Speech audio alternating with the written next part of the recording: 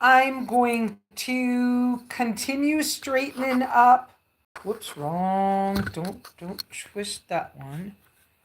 I'm going to continue straightening up while you guys are gathering. And let me make sure the setting is on all messages and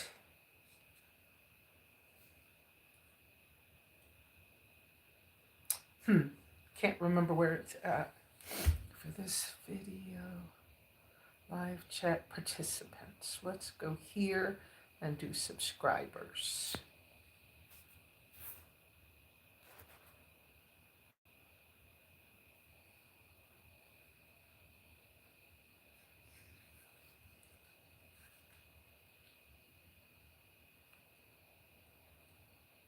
Okay.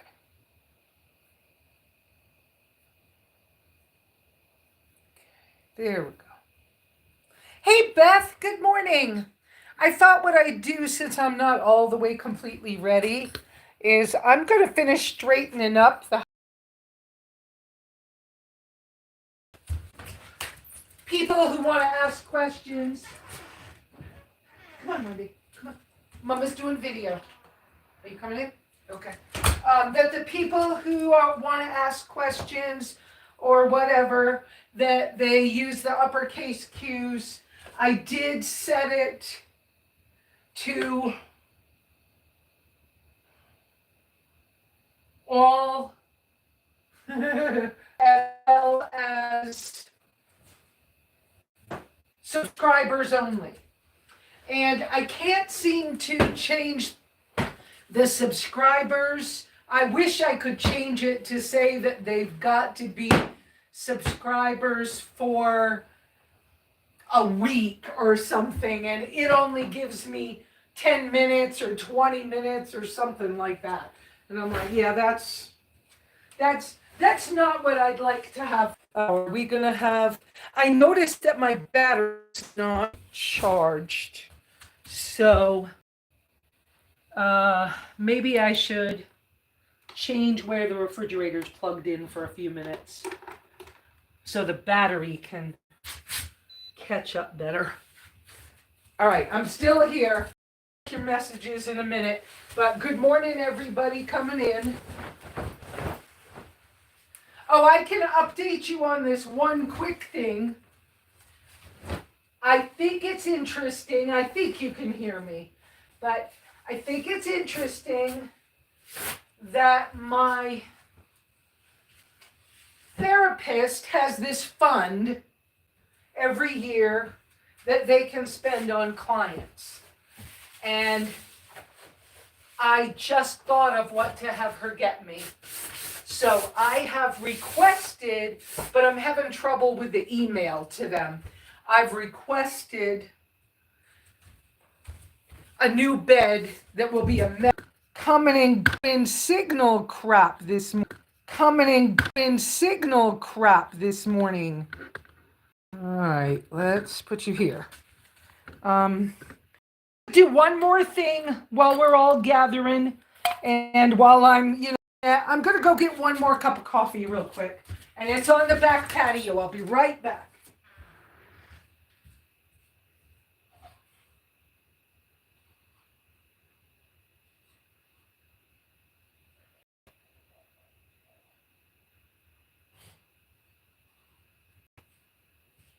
Well, there's not much of that left. Wendy, are you coming in? No? Okay. So, there wasn't much coffee left in the pot. So I'm going to sit here because this is that signal is kind of best. And let's see, and let me catch up. Yeah, let me see. What's going on up here? Okay, well, the battery's at 65%, and I've got 4 bars of, I've got 4G signal. So we should be okay. Let me adjust for the tripod in this chair. Twist it a little. Let's see. Let's go this way with that kind of behind me. Hey guys, I finally got my hair sticks. I used to have hair sticks. I used to have one when I was in Costa Rica that was made from one of the trees down there that I loved. And I don't know what happened to it. But you know how sometimes you have things and then you have company and then you can't find the things? And you don't want to assume that the company just, five-fingered it. So happened. What? Who knows? But it was gone. And I have such long, thick hair that I really needed one that was strong enough to hold all my hair. So I took the risk and I ordered a set of 2 off of Amazon. They were like 6 something. I don't know how much they were. 6 and change, $7. And I was like, I'm just going to add them on an order and just hope they're not plastic. And so I have 2 and they're fabulous and I love them and that's nice. Okay, now let me go catch up with you guys. And I can't see good because what can I not see? Let's see. I have a glare on the phone. Let's do this because when I put all the pillows back there, and that's actually a camping poncho. That's the right color that Melinda and Jason gave me when we were traveling, but it's just the right color. I love it. I love the color. And it goes so good with those pillows that I put it over the little gray mattress. So, okay, let me catch up with you guys. But that, to me, that looks good behind my shoulder. I mean, everything's not perfect, but what is perfect anyways? The world isn't perfect. Lots of things aren't perfect. Okay. So 24 of you and only 7 thumbs up. That's because I haven't even started yet, right? I almost wish you could get the edge of the picture. To me looks better with the edge of the chimney in there. I was able to get my chimney swept. Thank you to Liana, my neighbor, who loaned me her chimney sweep brush. And so that got done a couple days ago. And let's see. Dollar General had these mugs a while back. I probably already told you about it. And they were half price. So I have one big one. And then I have a couple small ones when they were, end of season getting rid of them. But I love Wendy. And it felt good. So that's there. Anyways.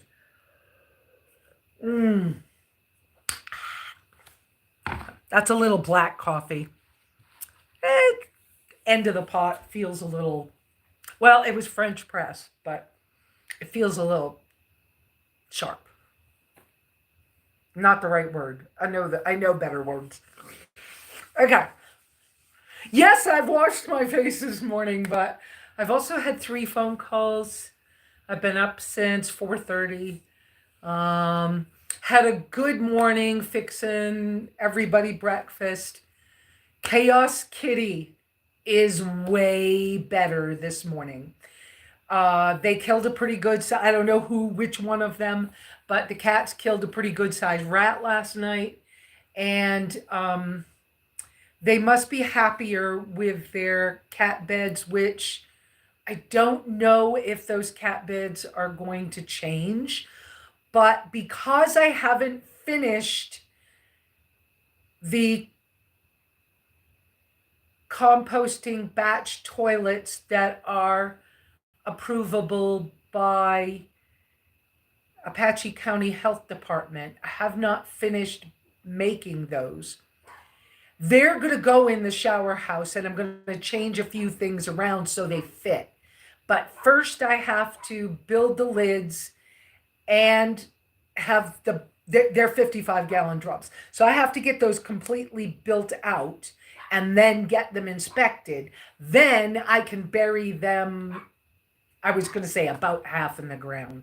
They make, they have to be 15 or 16 inches tall, which is about the height of a regular toilet. So, and then they stay in the ground. And so then there's a management thing you do to them. But we already know that I've had some county things going on. So we'll get to that conversation. I want to catch up with you guys. So let me kind of go back and catch up. Thank you, Mary. My hair feels so secure this way, and I'm so used to it. And it's not, my hair has gotten significantly longer again. And it was starting to feel so heavy that I know from my history that once it starts to feel like it's pulling my head backwards, that's when I start to think about cutting it off. But I've cut it off too many times in my history. And I don't look particularly great with short hair. And the management of it, because my hair grows so fast, is a thing. So the stick, the hair stick, keeps the weight of my hair from pulling my neck back. And so it's way more comfortable. So there are some other braids and things I'd love to play with, but you know that I'm working on making this cabin more stable and useful more of the year, because it was never intended originally for this purpose. So originally, I just built the cabin because the world was going to crap in 2000, and I had almost died right after Thanksgiving in 2019, and I had already experienced being paralyzed and being stuck out here in this area during bad weather. And I'd already lived in a tent, and I knew that it was hard to do.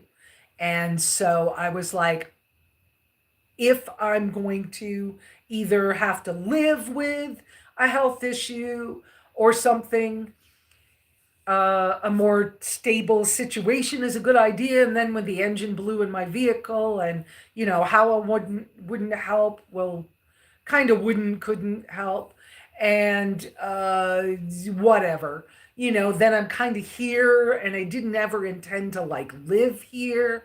I kind of built this with the idea that I would do videos here and I might teach classes here, but I never really thought that I would live here. It's skipping words when I'm talking. I see somebody saying that. Oh, I just see, Mary, that you were hunting for me, but you found me. So, all that kind of being said, what was I, where was I going with this? So, let's see. So the county got involved. Y'all gonna want to know about that. So anything that y'all want me to see or questions you want to ask me, because I'm willing to share my knowledge, and some people are calling it wisdom. If it's wisdom, thank you to the great creator for providing that to me so I can share it with you. But I will share what I understand with other people. But you need to ask me questions. You need to do that by putting 3 uppercase Q's in front of your message or question or subject you would like me to speak about. You also should be kind, gentle, and appropriate in a public situation with your comments, or my very good moderators will kick your butt off.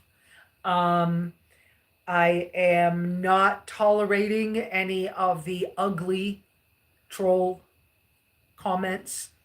This is not about how I look as a human being, or whether I'm 20 or 66 or 95. It isn't about my freckles. It's not about whether you are excited by old ladies or whatever. Not interested in that crap. Please take it somewhere else.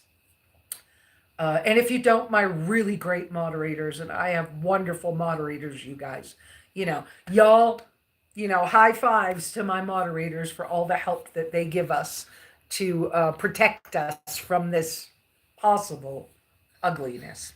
So, and yes, I have subscribers only on, but unfortunately, anybody can become a subscriber in order to come onto the live. So I can't seem to control that yet. So please, thumbs up are helpful. And tell me what you want to know, guys.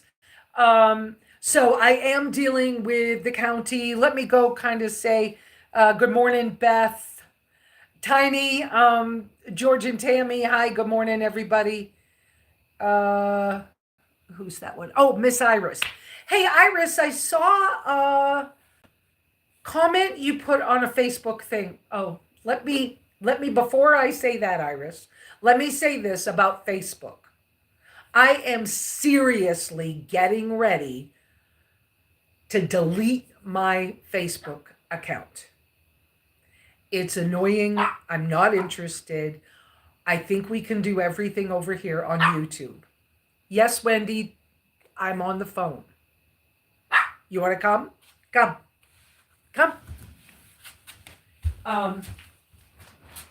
And so, with that being said, come.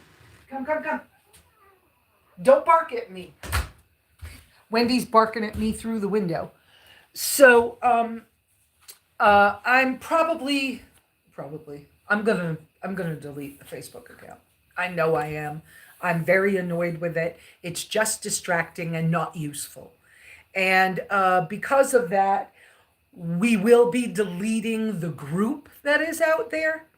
And so it would probably be best if you would just remove yourself from the group so that when I get ready, I can empty it enough that it disappears completely. And then we'll come over, and I'm trying to, I haven't spent any time on this because I've had a lot of stressors lately. I mean, everybody's life's like that. It's not, not just me. I'm not complaining. I'm not, don't take that some wrong way. But I need to still find out if I can do a members thing on YouTube that is free, so everybody that wants to can be a member. And then if you want to be deeper member, you can pay, or I don't know what. I don't know yet, but I want everything as free as possible, because look, I was given the gifts I was given to live the life I have. And if the Great One has gifted me all this, why would I charge you for it? That doesn't even make sense. So I'm not trying to charge for it, but I am trying to be careful who's in the group and that they're going to be respectful. And so because of that, I want to see if there's a way that we can use membership for free as the group, similar to the way we used it on Facebook. That's kind of my goal. But I want to do only YouTube. I want to, at some point, I've got to deal with my .com. I have to deal with that again. Because the person that helped me set that up never taught me how to use it. And I'm pretty savvy, but I don't own a computer. So, all that being said, I want to keep the .com somehow, but I want to be able to send out a newsletter once a month or something, or quarterly or something. We'll see, but that's kind of where I'm aiming. And as things get neater and it's easier to make the bed and make it pretty in the morning, because I like things to look good, then then all of that frees up my mental space for doing other things in the SimplyLesa online side of life. And my engine is supposed to be going in the shop at stands anytime. I don't know when. So, okay, now Iris, let me get back to you because I saw a comment you made on something. I didn't intend for you to not be able to have enough access to me to learn how to be a nomad in a way that would allow you to travel. And the world has changed. And I want you to remember that you have contact with me and I can help you maneuver some things. It's important how you look. It's important how not only how you look, but how your vehicle looks, how your campsite looks. And I'm telling you, I have not seen the people that are associated with the public caravans, the people who are YouTubers in the nomad world. I have seen them do things that are making everybody look bad.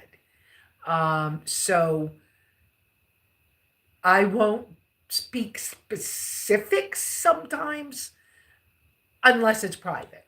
But I'm just saying, don't write a bunch of Bible verses on the back of your minivan and say, God means for you to help me, and then expect somebody to actually do that. You need to go somewhere where that mentally ill look is appropriate for something. But it's not appropriate around people who want to quietly be themselves in the world. There's a way to maneuver, and that's not the best way to maneuver. I just found this guy on YouTube that is, I think he goes by Friar Tuck, something of Friar Tuck, maybe Friar Tuck Travels or something. He was a homeless guy, is a homeless guy, but he's been homeless for so long, he thinks like I do. Because, the whole reason I hiked on the Appalachian Trail was so I didn't have to be homeless in a shelter somewhere. Because I ain't going back. If I can walk, I'm not going to be homeless. Oh, hell no. So, okay, moving along from that. So, hi to you. Hi to Catherine. Hey. Hey, Beth.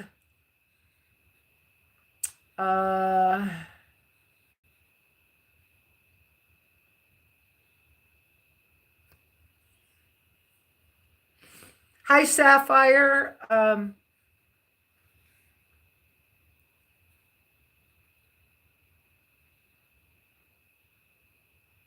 Oh yeah, 9:30 Arizona time. You have to adjust because I ain't trying to do all that math. Thank you, Mary, for all the hearts. Crap signal is right. Yes. But I think right now the signal must be better. No. It's not beautiful, but whatever.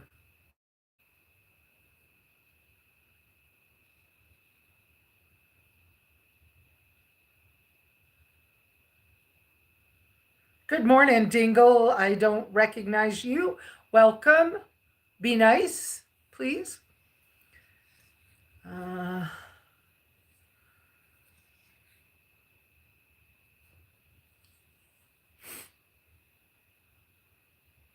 you have two cabins, one in Alaska and one in Texas.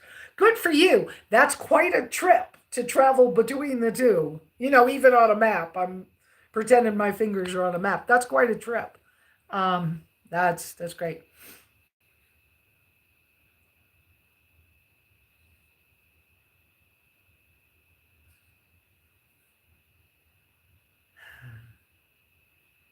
Beth has been sick up and down all night. I'm so sorry, Beth. Will you guys, if you pray or whatever you do, will you do that, please? I hope she's feeling better soon.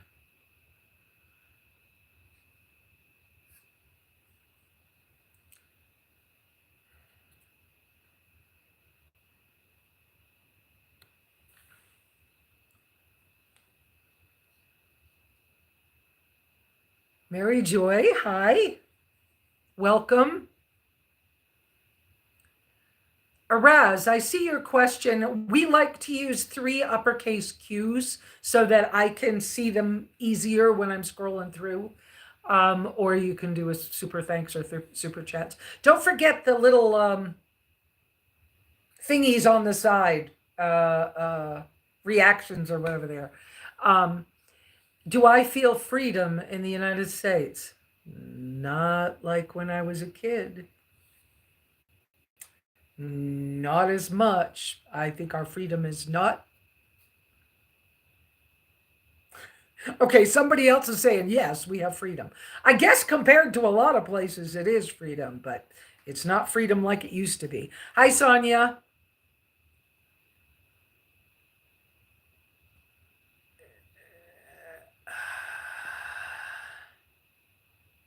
Donna K, hi. Oh, you're having chilly breezes in Iowa. Roxy, hi.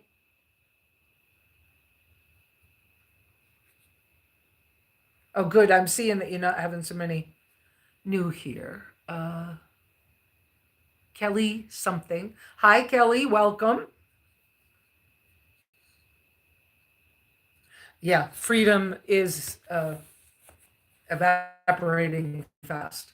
And yet, I think that the more that we try to be radically independent, which is something I've kind of preached for a lot of my life, I think that we can buy ourselves. These are air quotes for you people from other places, but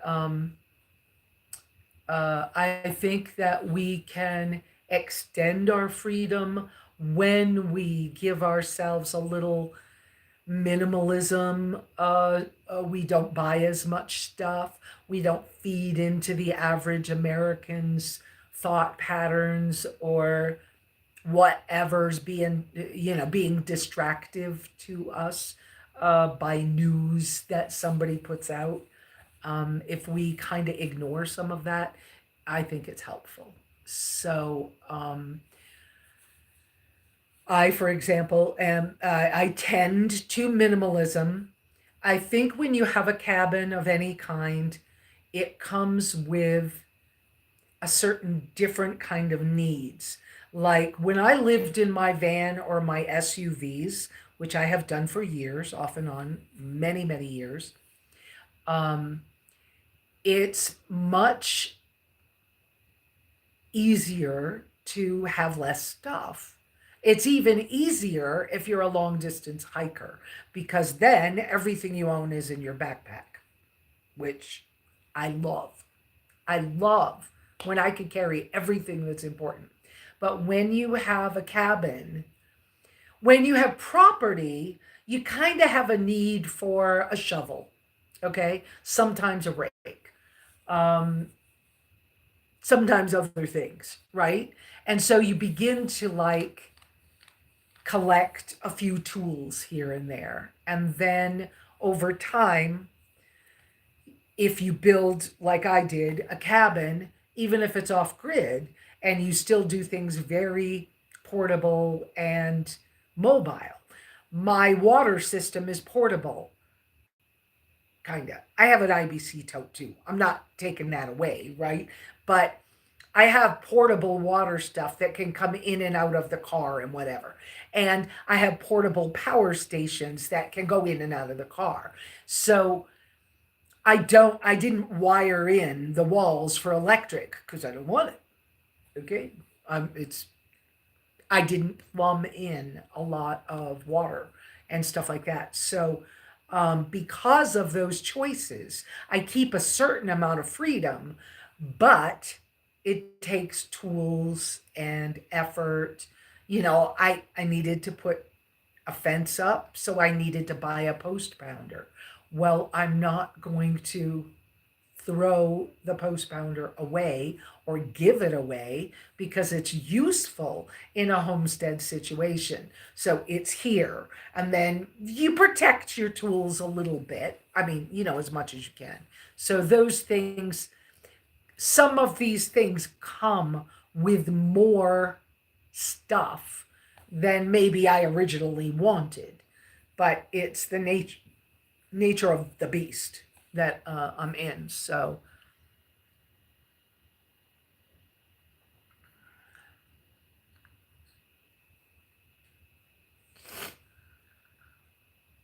hey, Bernie. So, I've had, okay, so the sick cat is better. And I think I already told you that. And my health, I feel stronger again lately. Um, I just so love having a chunk of meat, not hamburger. There's something about hamburger lately that just ground beef lately that just I don't know if it's because the pieces going through the machine are from multiple cows, which is an idea. It's a possibility. Instead of being just one piece of meat from one cow, who knows? But I'm just not loving it. But in order to get the cat better, because the cat was, I was concerned because they kill rats and stuff can happen. But I thought I was going to lose him. He was pretty sick. And so I started treating the animals and myself, okay? Because my dog kisses me and sleeps in the bed with me. And so, parasites can come and go. And it's common. It's not, don't feel creeped out by that. It's normal, common. So so I'm treating all of us with diatomaceous food grade diatomaceous earth and charcoal.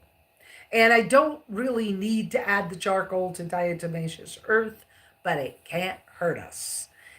And so it can only help because charcoal helps to remove the impurities through your system faster. So I just add a little sprinkle and a little sprinkle of diatomaceous, food grade diatomaceous earth. It's very, very fine. And of course, I've even put diatomaceous earth under the stone when I was relaying it around the cabin. That's something I have all been doing for a long time.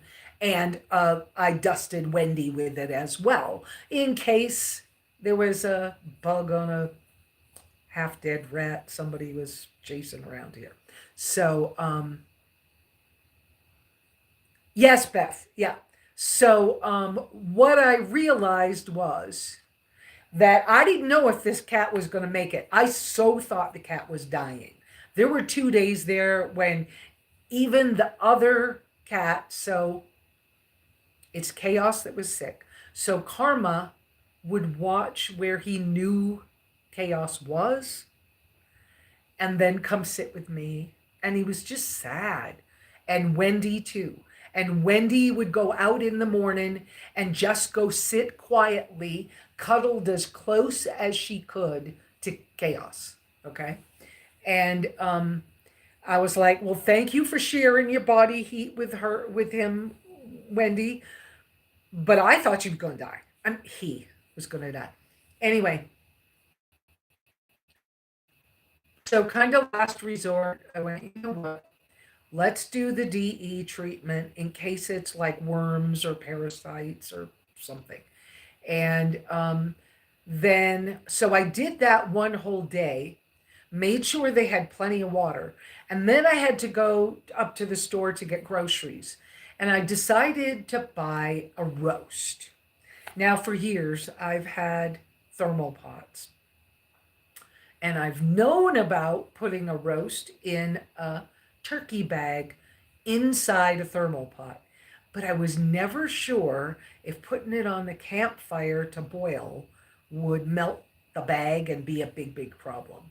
And maybe it's not the best way to do things, but I just couldn't handle the idea of I'm going to have to clean this pot. And it was a whole thing anyways. And I was like, you know what? Let me just try this. So I did.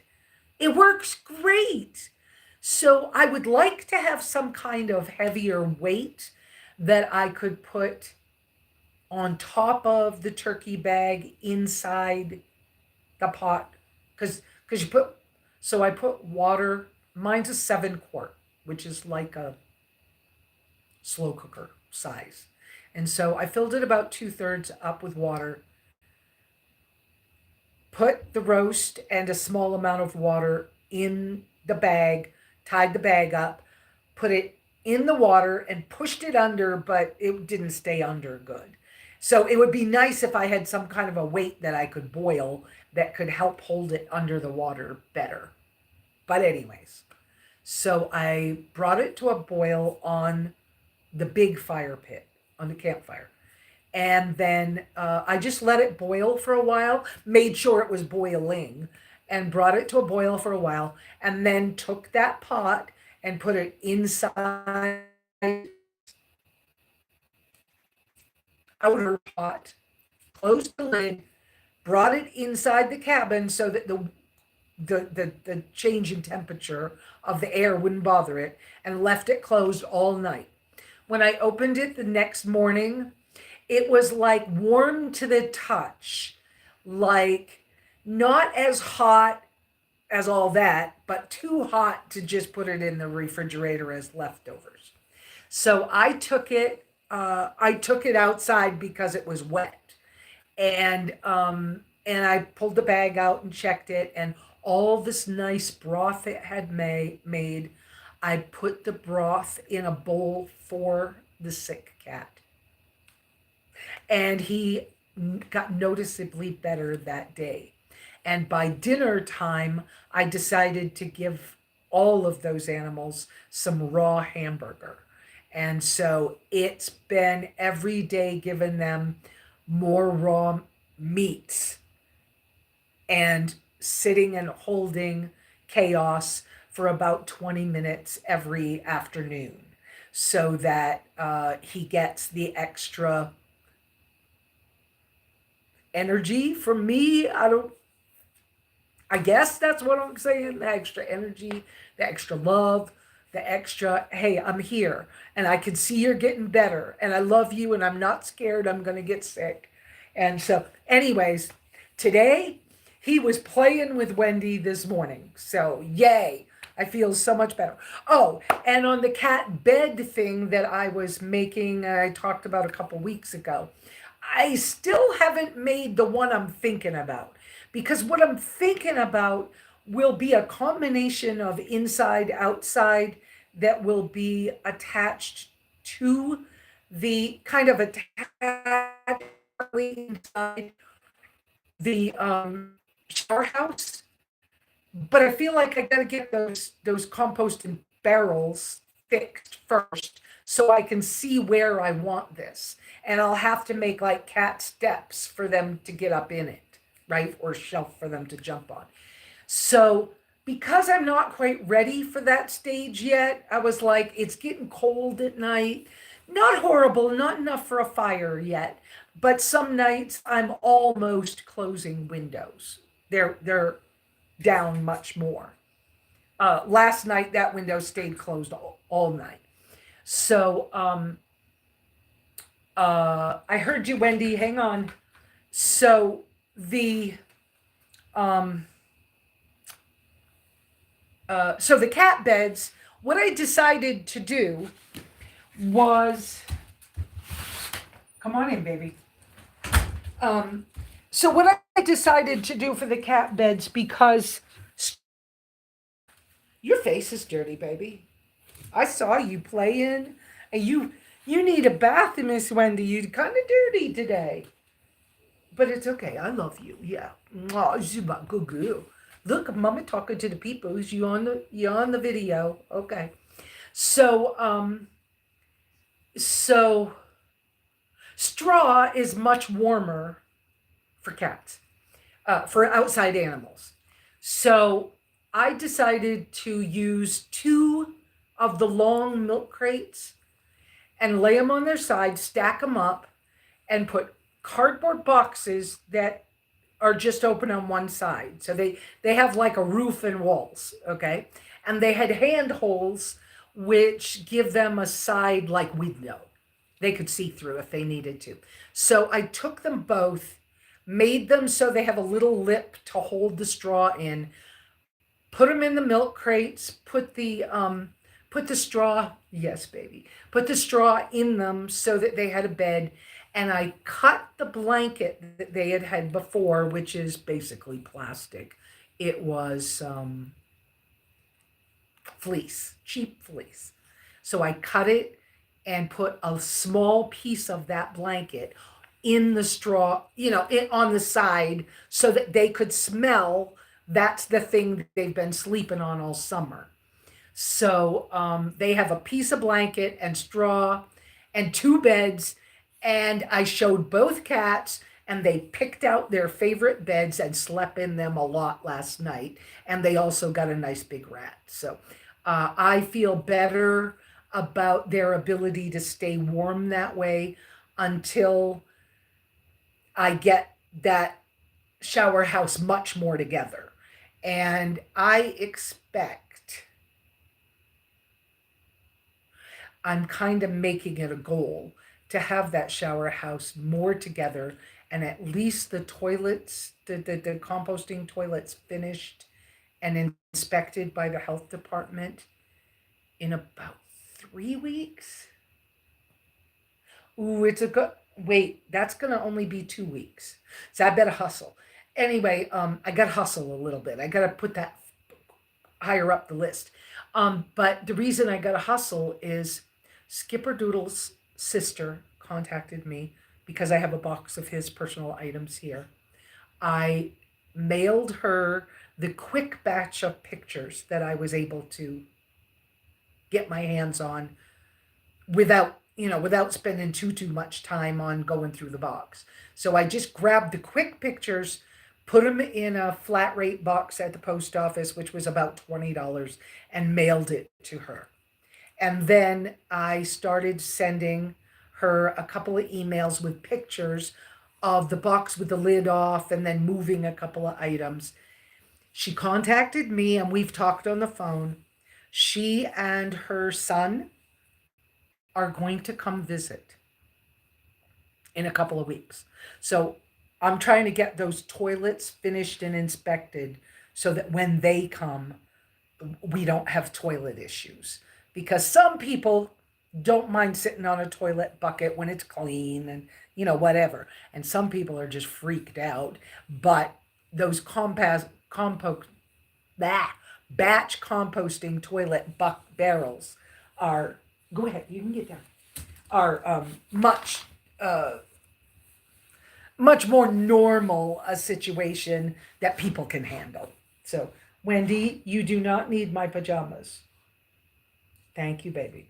You want to get up on the bed? People could see you if you get up on the couch. Right now it's in couch mode. So that's kind of the new goal with that. I'm not seeing what?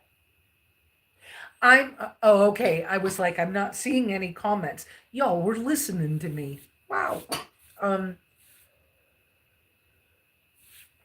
Okay, so y'all knew that I had the drone pictures. We're allowing the county to see that I have a building on property that they thought was raw land. I was chosen as one of the people. Hey, Jer. I was chosen as one of the people to go ahead and be, here, go out. What do you want? Hang on a second, guys. Let me grab her a treat so she won't bother me. And to grab the treat, I gotta come outside. I'm yelling at you. Here, Wendy. Come on. Come on, you. Oh, you stayed in, huh? So I'm sorry, I'm kind of hollering at you guys from the distance. Okay, so I found that if I buy a like $10 bag of duck jerky when I went to Walmart or Tractor Supply, maybe Calgrams, I don't remember. That the $10 bag lasts a month. I didn't go back to Walmart yet. I didn't go to Walmart at all this month because of this civil engineer inspection that's $200 this month for an expense. So I haven't done any extras.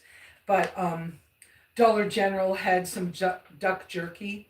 And so when Wendy wants a treat, she gets, come, you want to come up here? Then everybody can watch you. Okay? Oh, and she's still going to go down on one of the rugs. Okay, well, anyways. So what I've been doing is when she brings me a rat, she gets a duck jerky. And if I can have both duck jerky and chicken jerky, then sometimes I give her the chicken in the morning when I'm making coffee, and I put the dry cat food out. And then after coffee, sometimes an hour or two, then I want to start making breakfast, and I'll give them their raw meat. But that keeps her busy in the morning.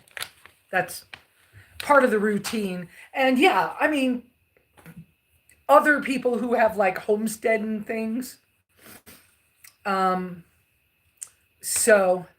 Okay, so what was I telling you? So the county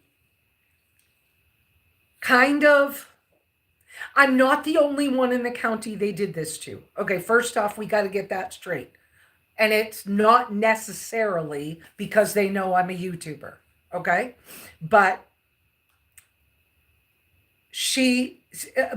the county told me that they take those pictures. I explained this last week, but anyway, that they take those pictures with a drone from 10,000 feet in the air, and that they can see very minute detail.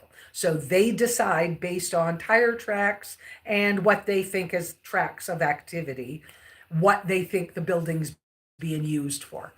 And anyway, so when I contacted the county because my tax record showed that I had a permit, and the only permit I applied for was with the health department for the batch composting system, those big toilets I keep talking about. And so I was like, but this looks weird. And the information on that page about the permit, it just looked weird. And so I called. I was like, I can worry about this, or I can just call and find out. So I'm going to call and find out. And I did. And they said, well, actually, Lesa, we thought you had raw land, and we can see a building, and we've decided it's a tiny house. And you don't have much choice because you didn't ask for a permit. So your taxes are increasing because of that. You'll get a letter this week. We're sending them out this week. And I went, oh, how weird that the coincidence of me finding out right when they're sending the letters. And I'm not the only one that got letters. I didn't get picked out like that. I don't know what to say, but lots of people got letters, not only me. So I talked to them because they kind of know me. Well, I think we know each other's faces anyways, because I go in periodically and say, hi guys, have I done anything wrong? Am I still straight? Because I'm not trying to have a problem.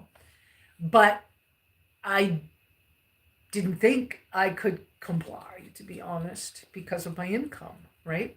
And so they all assured me that they're not trying to get rid of me, and they want me to be successful and be here, but they also want their tax money. Got it.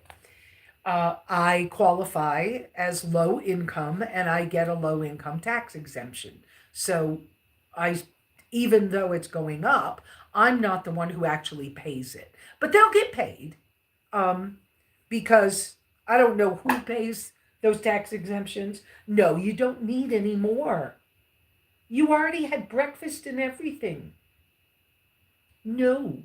No.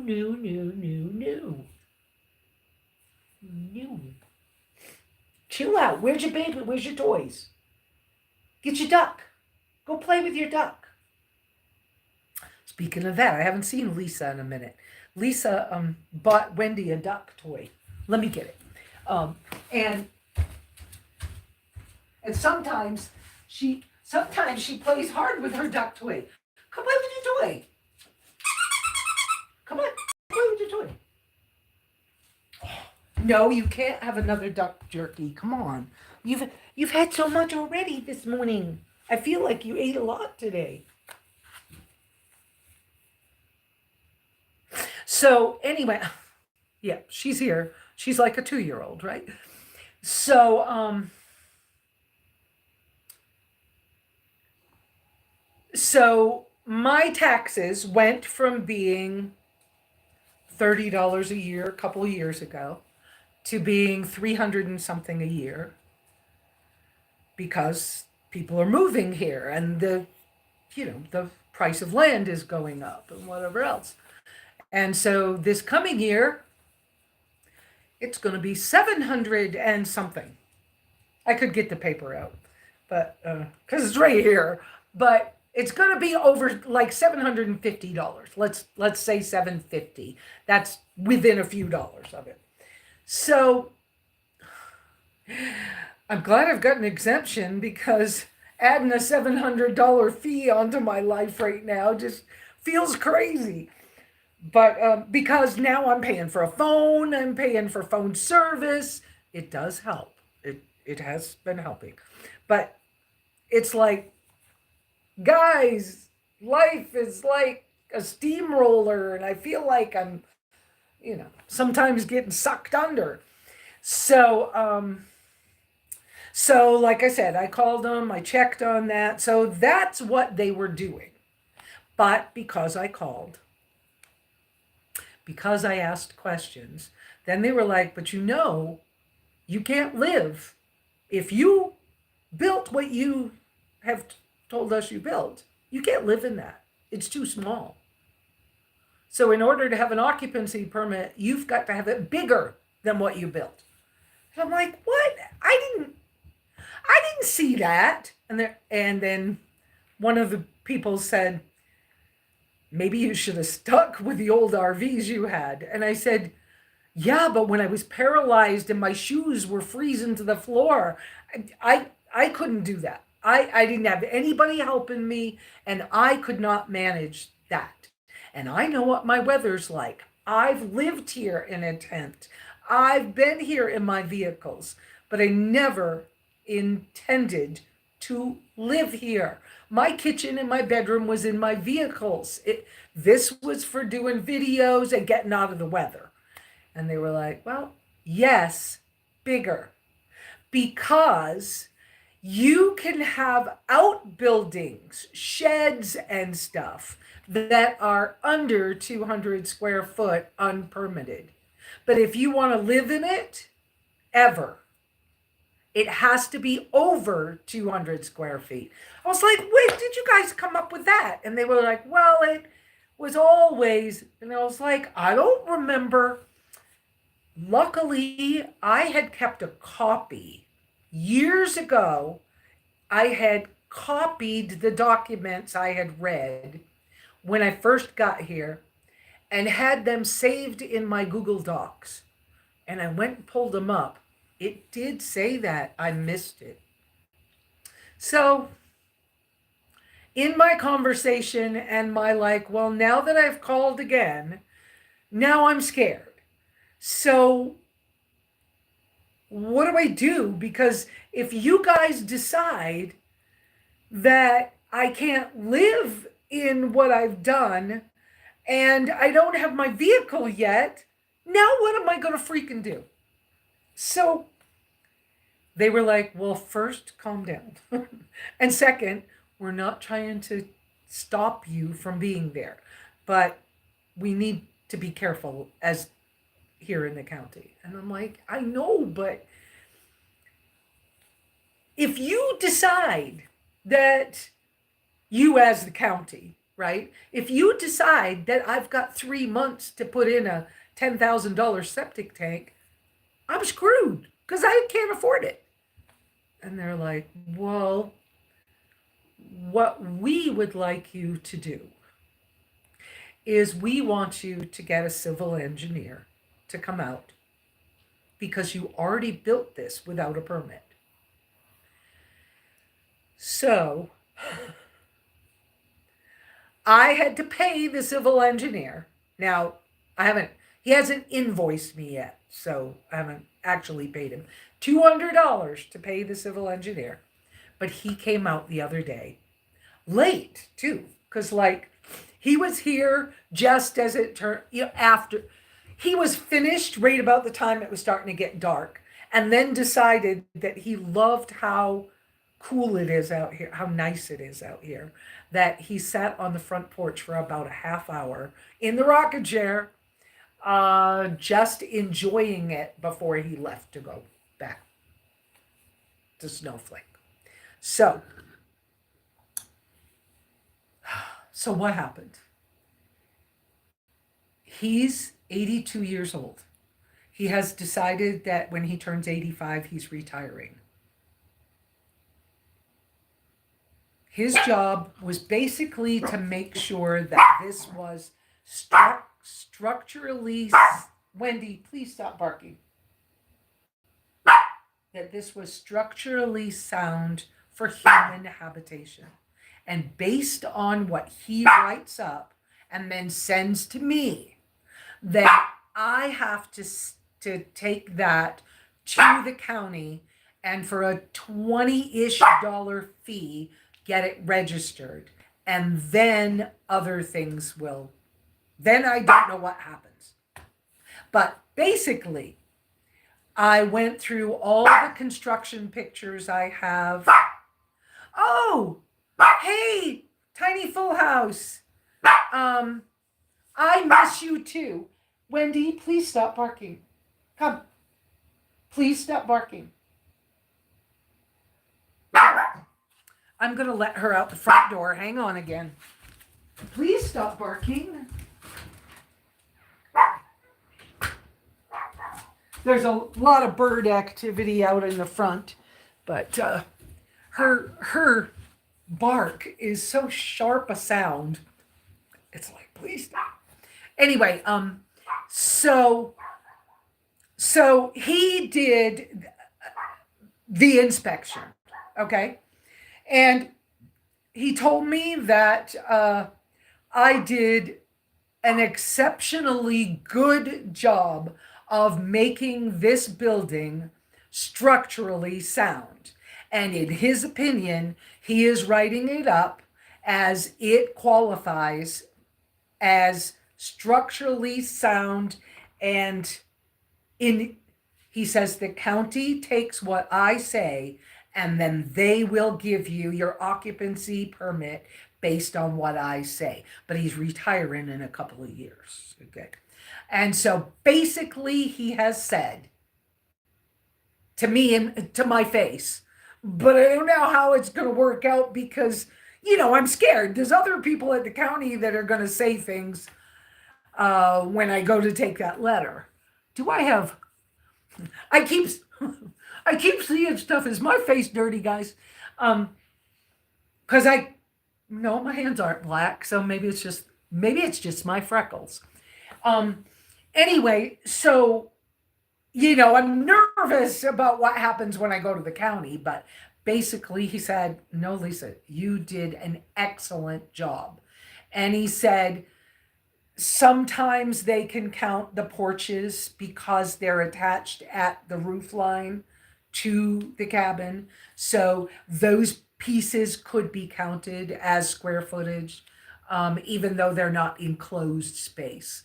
And so he approved everything I've done. He said, love it, did a good job. All the, what are they called? All the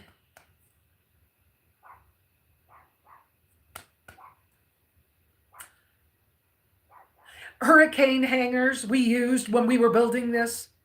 And he calls some of them U-hangers and whatever. But I used them all over the place. And he said, you did excellent. No worries. He said that new flashing that we did around the bottom, I said, I didn't like how it looked when it was 8 inches. Now we got 12 inches. and it's completely done. And he said, yes, one thing I want you to do with that. But he said, I already can tell you'll have that fixed in a couple of days.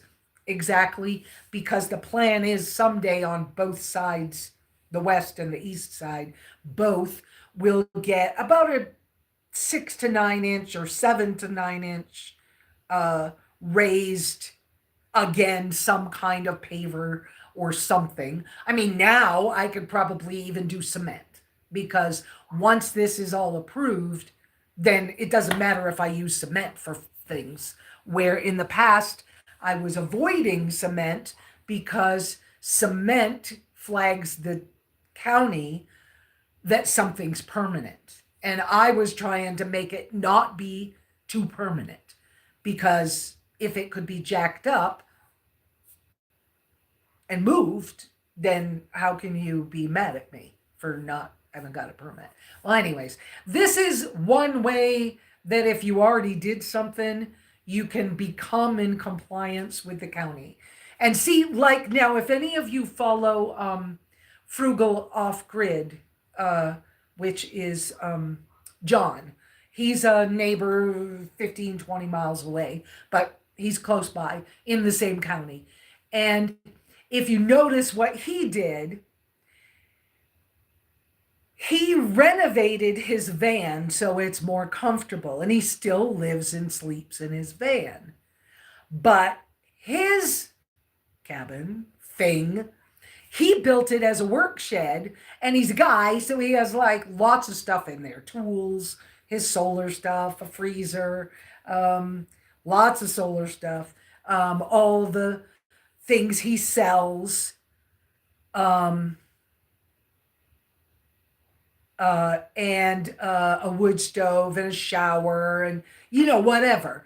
And so he could prove to the county that he lives in his van, because look at my freaking van, right? And I can't, because my engine blew and I don't even have it here. So, and it's pretty inside. And I thought it would be more like an office or a classroom or, whatever. But if I needed to be inside in a bad storm, I was coming in, because I'm not stupid. I've been out here in a tent and had the lightning strike 4 feet from me. That's scary as crap. So I'm not trying to do that. But anyway, so I haven't been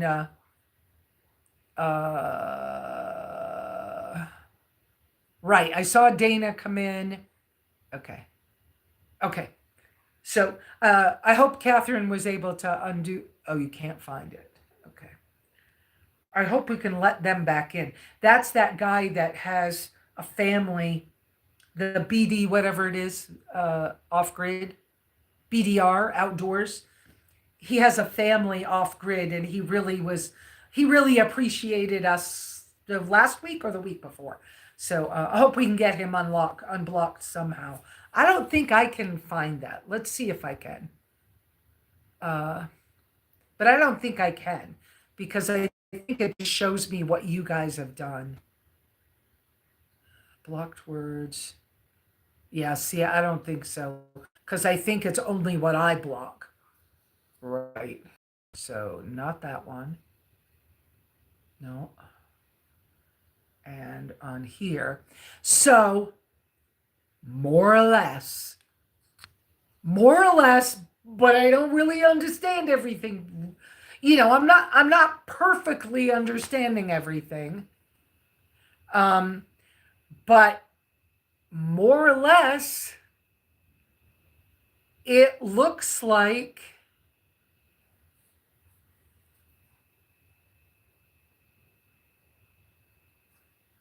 I may be okay.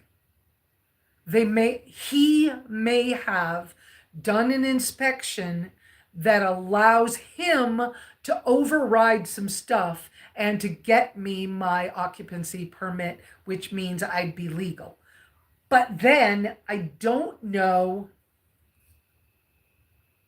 I don't know what that's going to mean for my son wanting to build on site.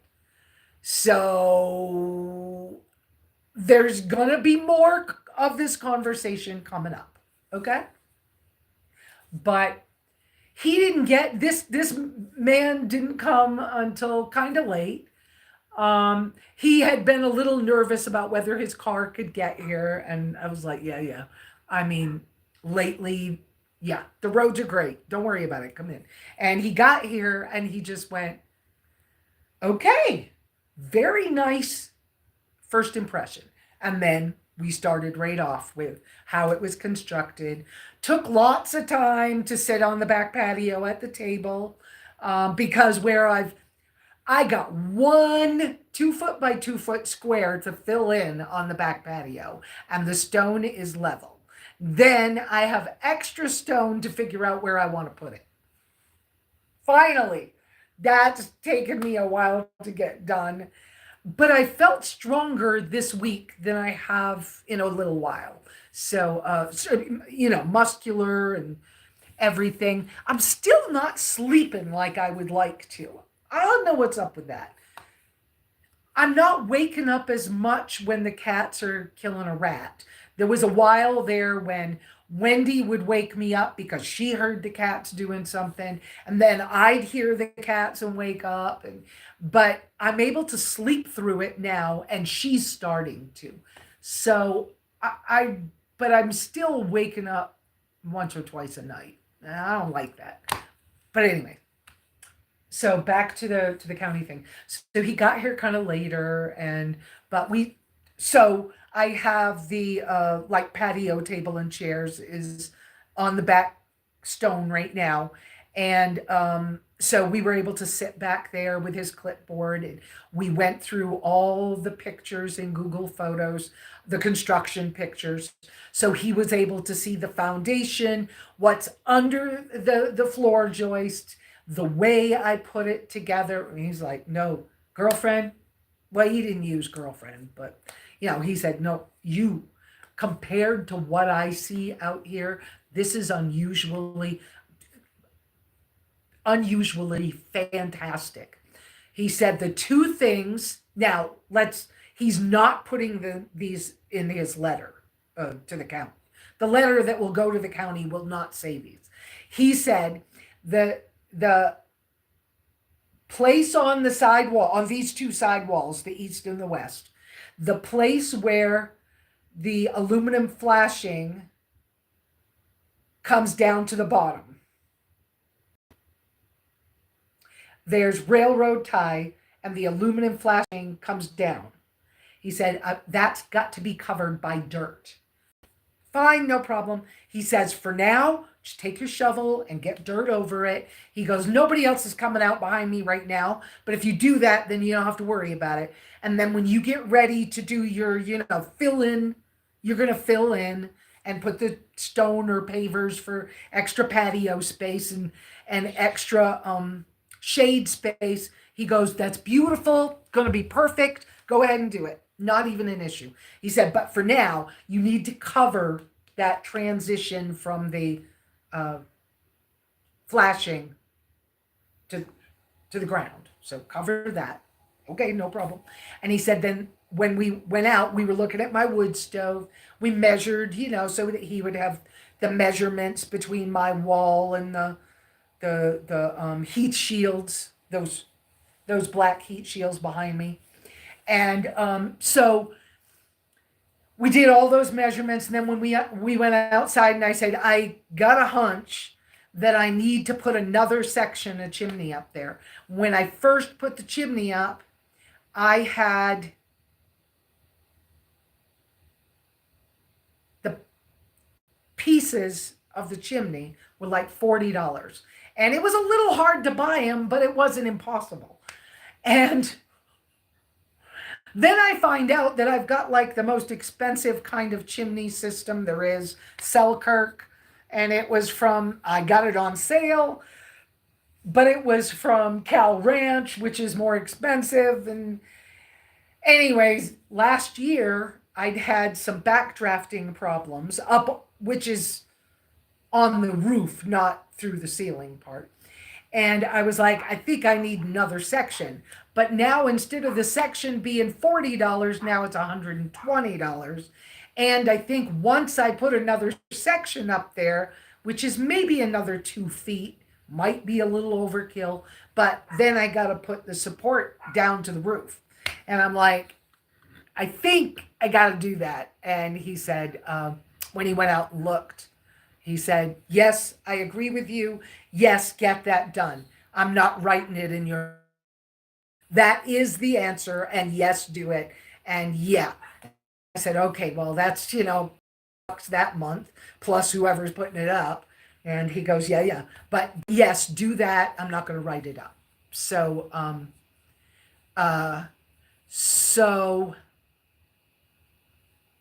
basically, I'm okay.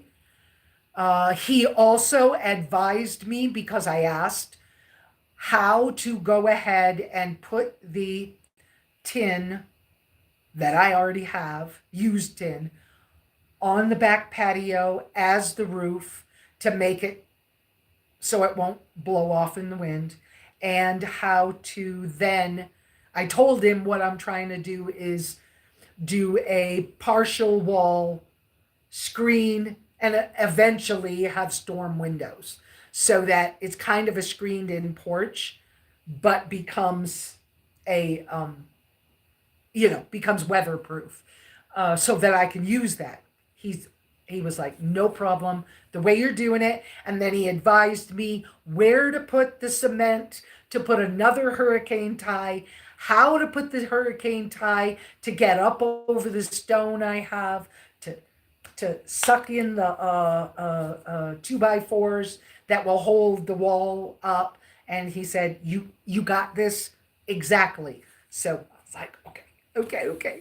So, so I did get a sweetheart of an inspection. Come on, the guy was 85. Okay. So, and then of course I walked him out to the ridge and showed him my coffee spot, and he just was like, whoa.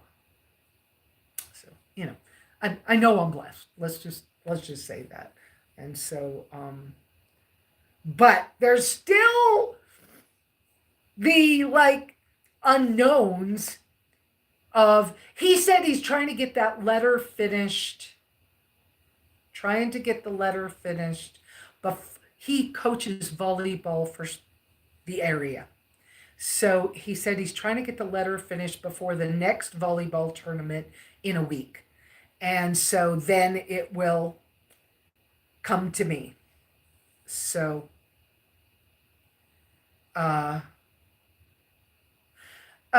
Catherine, a real quick comment. I see you guys chit-chatting between you. Catherine, try going to the little comments thing, and then under the comments, mine says chat filter, which I have set on all messages, and then community moderation. Under community moderation, it should say what you've blocked in the past, so it can be unblocked. But I can't, it doesn't even show for me. So, yeah. And I think I gave Beth and Mary the same kind of stuff I have. Moderation that I as the owner have. Yeah, I can't search for them either. Of course, I don't have many search functions when I'm talking to y'all anyways, because y'all know if I keep punching buttons, I get myself in trouble. Yeah, and that button only has share on it. And this button, yeah, only has start a poll. And don't touch those. I can turn the camera around, or I can mute the microphone, and then I don't know what the other two symbols are, but I'm not touching them because I know what happens.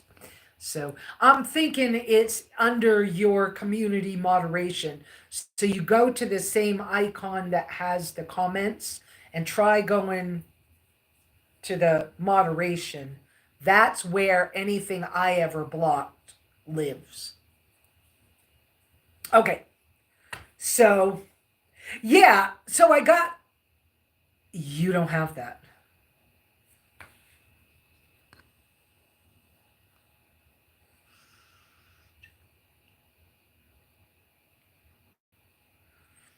See, and I didn't do a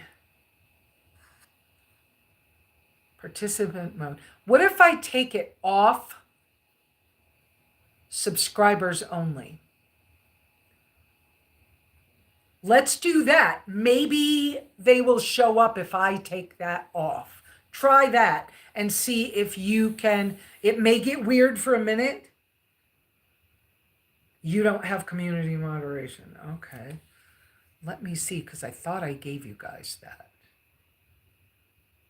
Message, pin message, report, remove, channel activity. No. Oh, I have you on as a managing moderator. So, and hide user on this channel. You might have accidentally hit a hide user on this channel. I don't want to touch it when I'm looking at somebody like, you guys. So I don't know how we find to get that. I did turn off subscribers only to see if you guys could find those people to get them.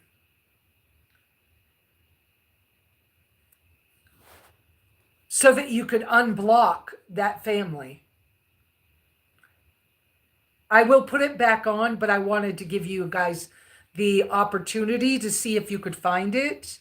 So you don't have community moderation. And does...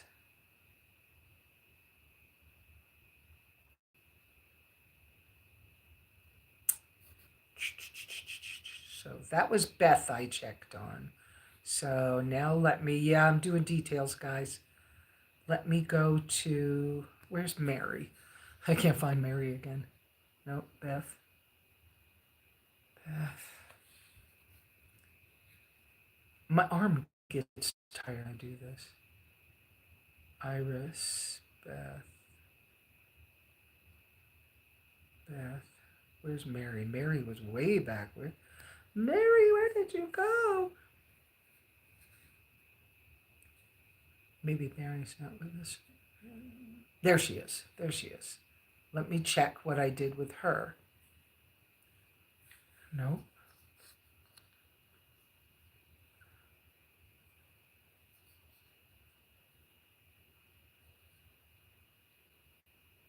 Oh. Oh, it's really cool what I can see with Mary. Did I give her a different...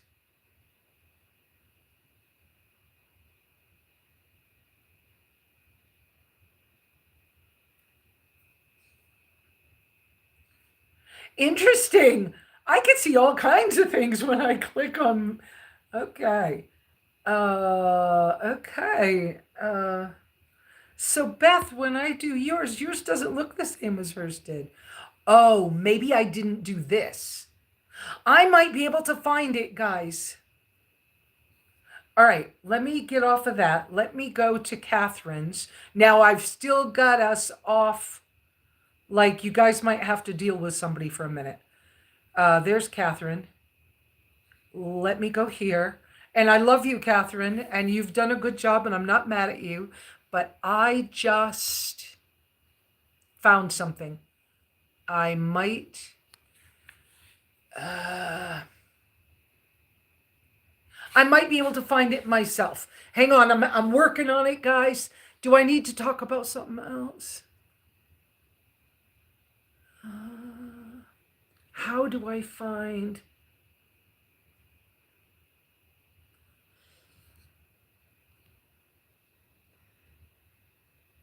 Okay. Oh, maybe it's up here.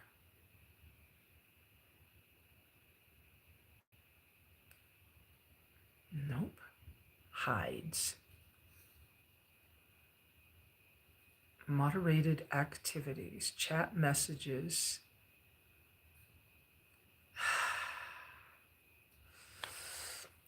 It shows me every time you made a comment, but I don't see hides. And okay, so what am I going to do? I can't see hides. So I'm going to do this for a little while, Catherine, and let's see if we can get that BDR people back. I did. Last week, I did make you and Mary the same. And I found... So, Catherine, no offense, but I just took you off moderation for now to see if we can't get that family back, okay? And if you still want to be a moderator, I can add you back in. But for right now, I'm going to let it be this way just to see if it resets it. So now I'm going to go back to the chat. No, not the filter. To the... Okay. And I love you, Catherine. I'm not mad at you. Community moderation. And I'm going to put us back on subscribers only. But like I said, it only gives me these choices, guys, is any duration. That minimum subscribe time is any duration, 1 minute, 5 minutes, 10 minutes, and 20 minutes. It doesn't let me do, I wish it had like a week or something, right?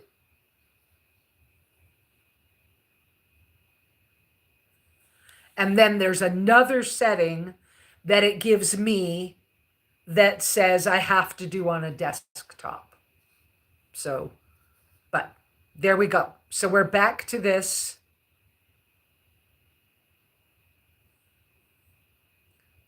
Okay, that should get us back to, okay, that should get us back to better, right? Let me check something else. One more. Subscribers only. Let's make it 20 minutes because some of them are not going to wait 20 minutes if they want to be a troll. So let's do that. Okay. There we go. Okay. Now, questions, comments. I was cooking my meat the other day and the tallow was outside and I had bought some more alcohol for my alcohol stove. Oh, you'd rather be green anyway? I love you, Catherine. You've been very helpful. Don't be, don't, it's fine with me if you want to be green. That's fine. So my tallow was outside and I was inside because I'd bought some more alcohol and it was, I don't know, I was busy or something. I don't know what it was. And so I was cooking in here and I didn't have water close by or anything, but some olive oil was here. And I put some olive oil in the pan. I got so freaking sick from olive oil. Hi, Jer. You're still here. So we're still all here.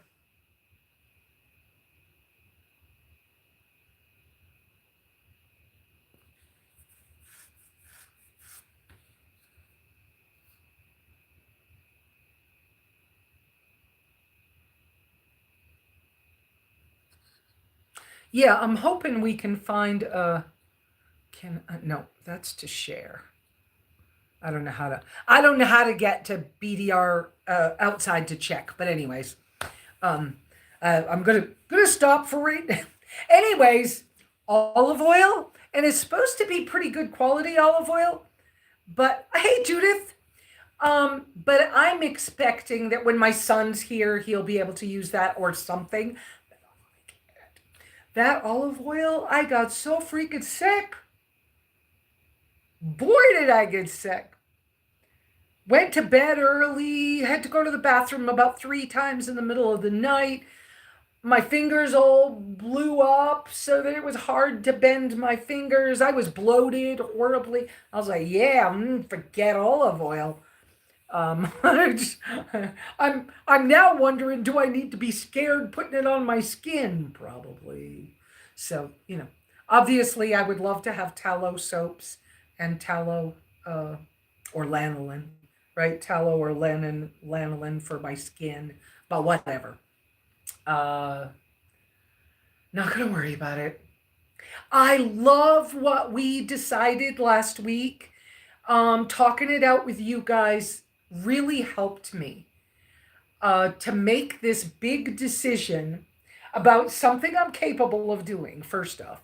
And that is the big decision to not spend $100 on somebody's commercially made, more natural underwear and making my own by getting, so I have to go into town early this week because my bamboo knitting needles are at the post office.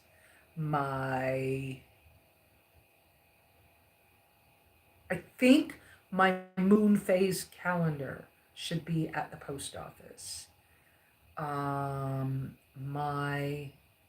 forgot what else I got. They were lower cost things because I'm trying to be really super careful with the money because this inspection was a $200 expense. So, but anyway, the bamboo knitting needles, I got the double-ended. I've never really used circular needles because somehow I don't get it. But I learned old school how to use 4 needles to make cuffs, socks, whatever. Anyway, so now the thing I'm going to need to order at some time, or if somebody wants to help me with a gift, that would be like fantastic. I need to get some crochet cotton or yarn that is a natural fiber. So like I might play with cotton. There's linen fiber out there, but the linen fiber I found on like 100% flax linen fiber that I found on Amazon comes in the big spools that you use to for your warp and weft threads on a weaving loom for weaving. I could knit with the size needles I've got. I could knit it as if I was knitting lace to make my underwear. This would not be cheap, but it's not as expensive, and I can make it fit.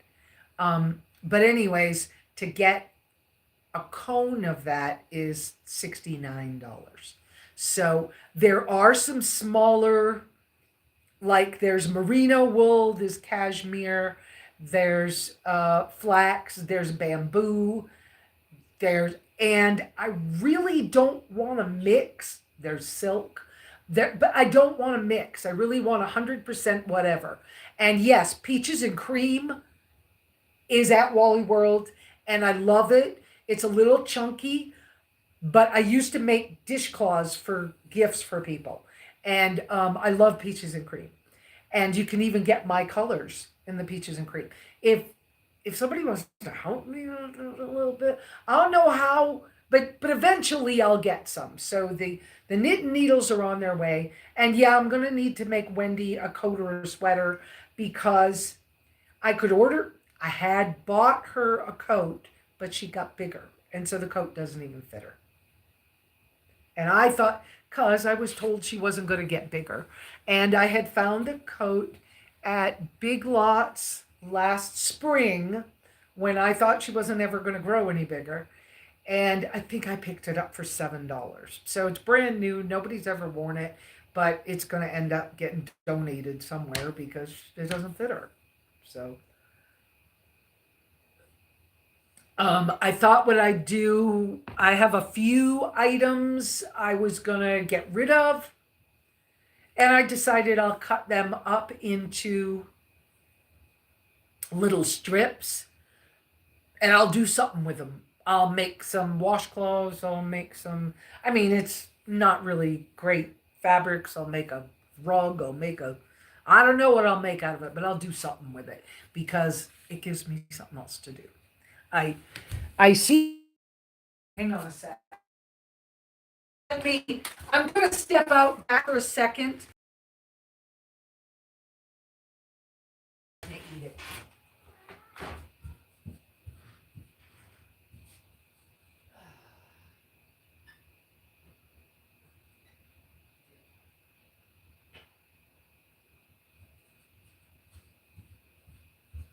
I found a couple of tricks. Oh, I forgot this glass was in the windowsill. That was my water drink last night. I really want to stop drinking out of plastic, but one thing at a time, people. One thing at a time. Doing a lot sometimes. I feel like I'm doing a lot. I do not know what that kind of. Every once in a while, I have a lot of these little gray bugs. I don't know what they are. Okay. Mary, getting back on the road. Love you, Mary. Woohoo. You're still on the East Coast for the moment, I guess. All right, let's see.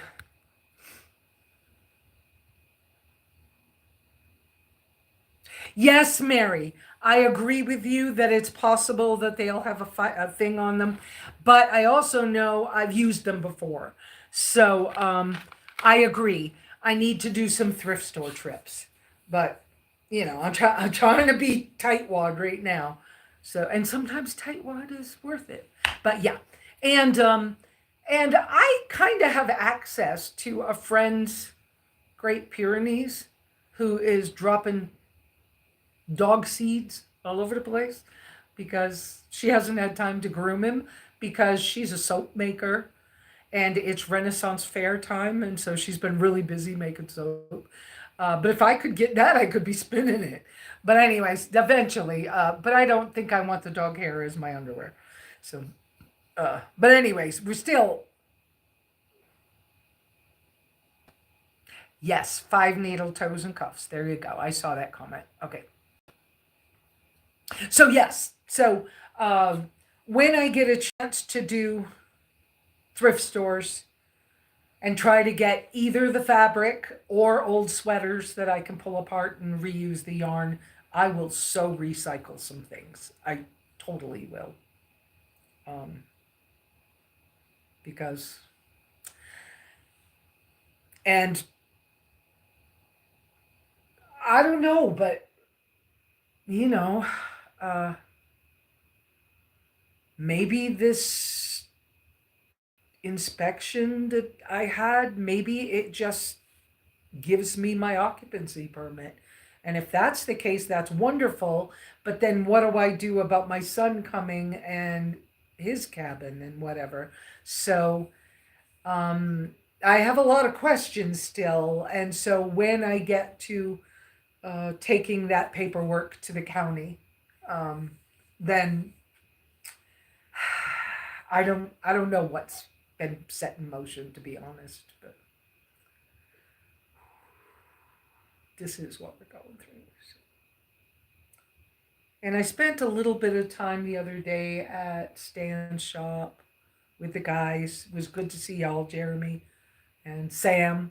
And of course, they make all over Wendy and everything. Oh, you know what happened while we were there? So the shop cat at Stan's, his name is Smokey. I call him Smokey Doke. I'm silly. I'm the one who we had 2 Skips in this area. And I'm the one who one day went, Skipperdoodle. He has the dog that he calls Springy Ding. And so Springy Ding and Skipperdoodle. And they went, oh, that's hilarious, Lesa, whatever. And it stuck. And so then it was easy to say it's Skipperdoodle, not Skip. So, anyways, when I first met Smokey, the cat, I just went, Smokey Dog. I don't know. I'm silly that way. So, so the other day, we go to the shop, and I'm not thinking about other customers at all. I just see there's a few vehicles and it's not too busy. And so I'm opening the door to the car, and Wendy knows what she can do. So I let her out, no leash, and she gets about 15 feet from me, but not very far. And so she's kind of a little up, and I noticed Smokey was underneath one of the vehicles. So she goes up close. Smokey's on one side of a tire, and Wendy's on the other side of the tire. I didn't see the customer with a big dog and no leash. And I turned around to like close the door, or I don't know what I was doing. But, anyways, a little distracted and not really paying that close attention. And I hear this hiss and yipe all at the same time. And I didn't see it. But by the time I got up there, and it was only a few feet away from me, maybe 4 or 5 feet away, okay?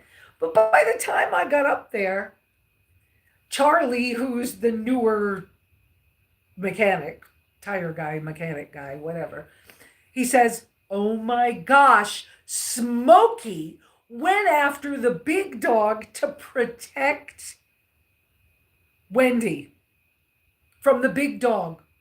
And I just went, what big dog? Oh, crap. And there's a big dog, and I'm trying to grab at Wendy, and I'm like, oh, but how funny that Smokey and Wendy have this like standoff relationship. At first, Smokey was like, what's that dog doing in my shop? Right? And if I went over to like sit near Stan and visit or anything, Smokey would like get up on top of the desk, right on top of whatever Stan was working on. And Stan would be like, move over a little. Why are you being so? Then he'd get down in Stan's lap, or he would do something. And so for quite a while, it's been just that. Smokey's like, this is my shop. You get out of here. Well, then, a couple of months ago, we went in, and Smokey's in one place, and he kind of gives him the hairy eyeball and, kind of makes a hissy sound at Wendy. And Wendy just did her little sound. And they started just this little talk to each other when they see each other, but that's it. And oh, if I ever took Smokey's water dish to give Wendy a drink, there was a whole little like, what are you doing with my water? That's mine. Don't you give that to that dog. Silliness.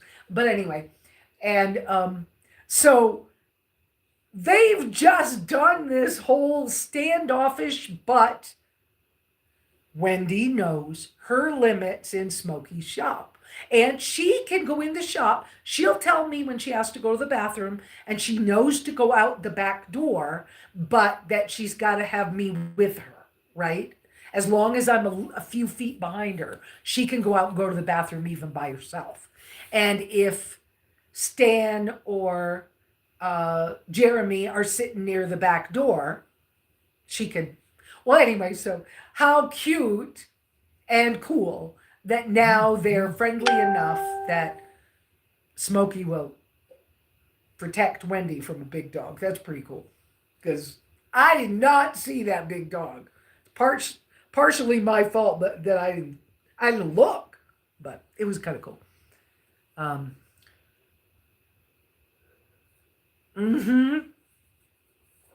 Oh yeah, Smokey used to be good at sitting on the hood and just staring at you.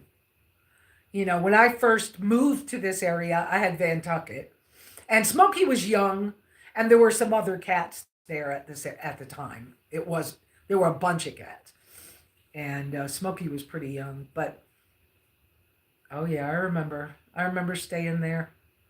I remember staying there when I bought that 58 canned ham because I was trying to get somebody to take the cast iron plumbing pipe out of it because it was way too heavy and who was gonna. Anyways, it was just a thing. It was just a thing.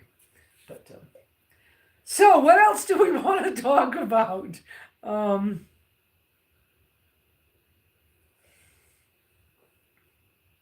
yeah, I'm so grateful you guys helped me with that decision on the underwear because I can knit them, I can sew them, I can make them. I mean, if I go to the thrift store and find some, linen shirts like this, I can also stitch underwear and do things. So there's lots of ways I can do it. But okay, Donna K, love you. Have a good week.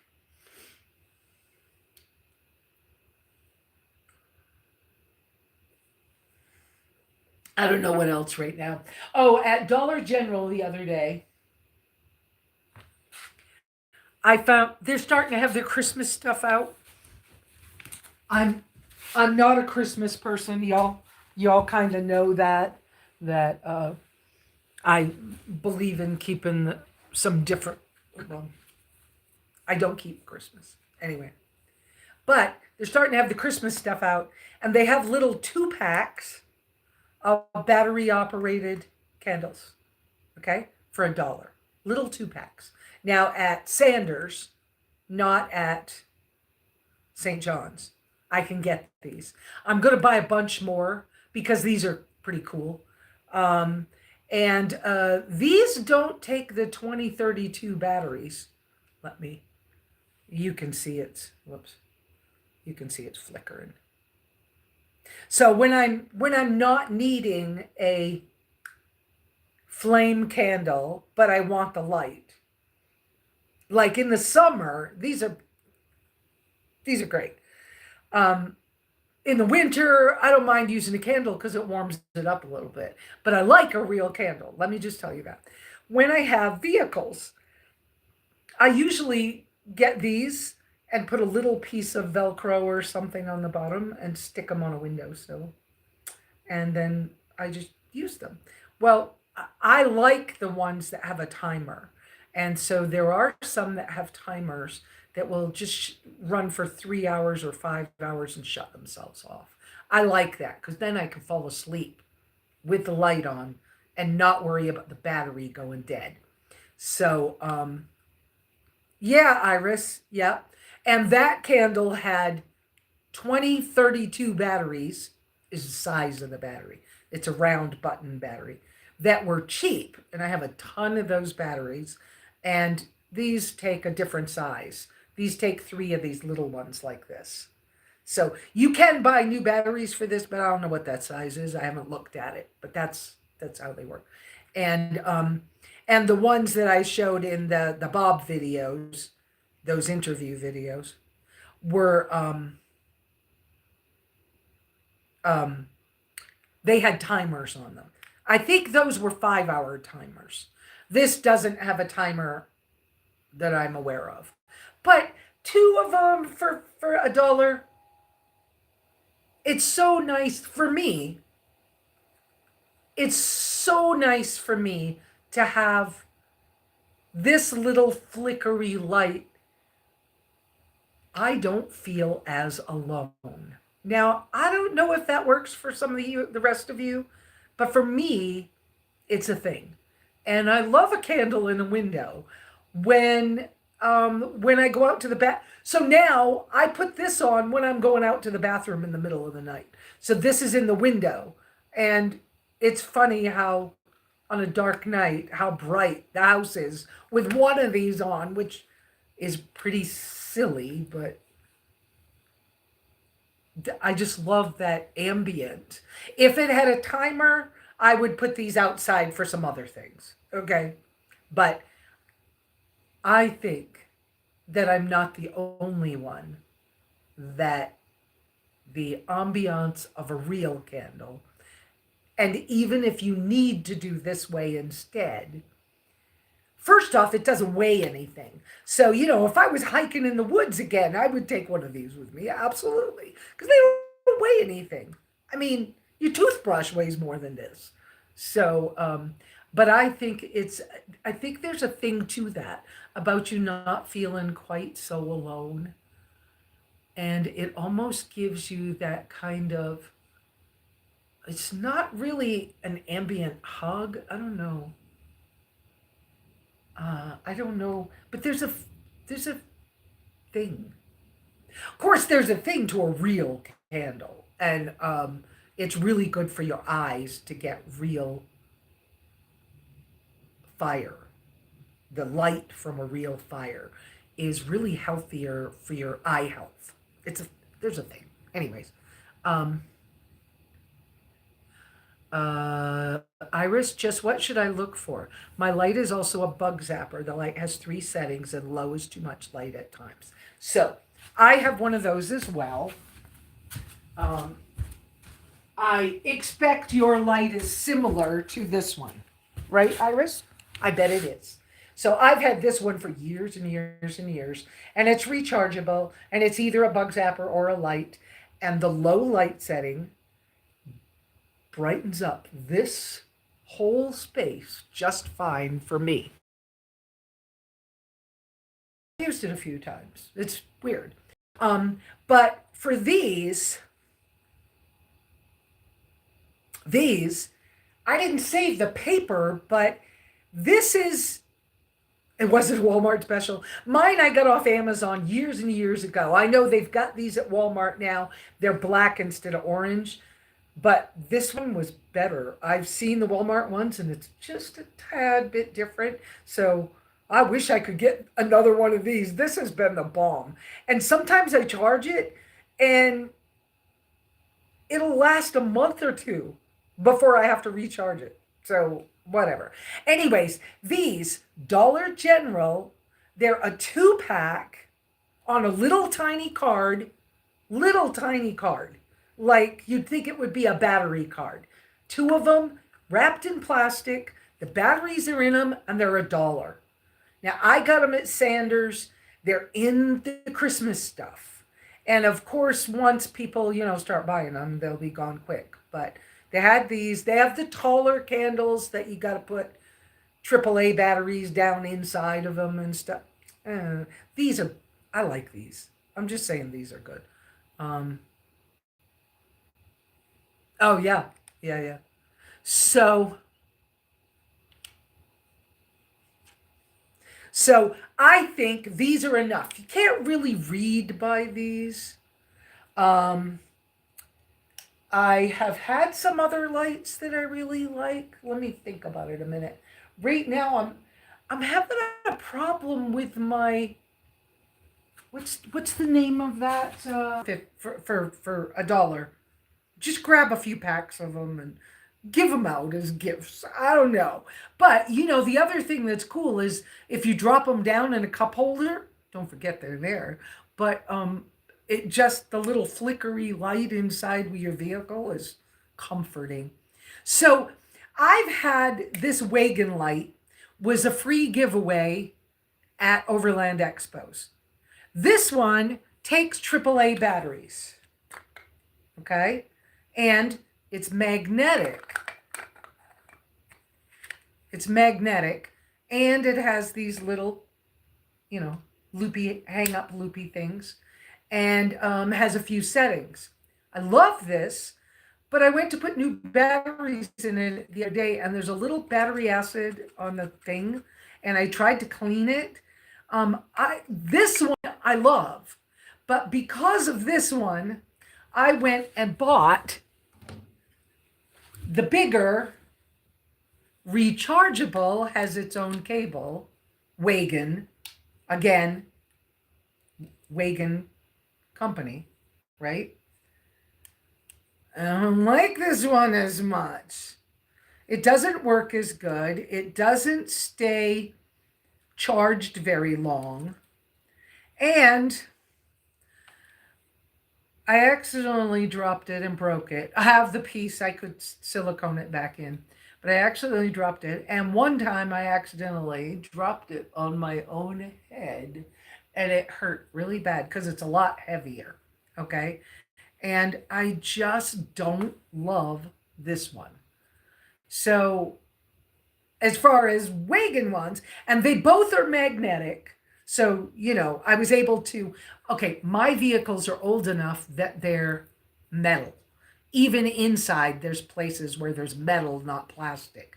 So I could just put this inside and have it on the low setting, and it was great. And if I needed it to change a tire, I could just put it on the high setting, and it was great. But this one takes 3 batteries. This one I just didn't love. Okay, and then and it really hurt when it hit my head that night. I'm just saying, I I tried to move it and put it on a windowsill, and my windowsills were very cluttered at that moment, and I didn't appreciate that. But I'm saying for $1, grab a bunch of these, even if they don't last long.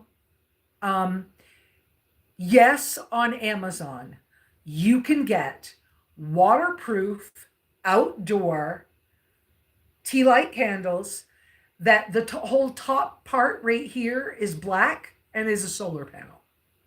You could get them where the solar panels are on the side. You could get them like that.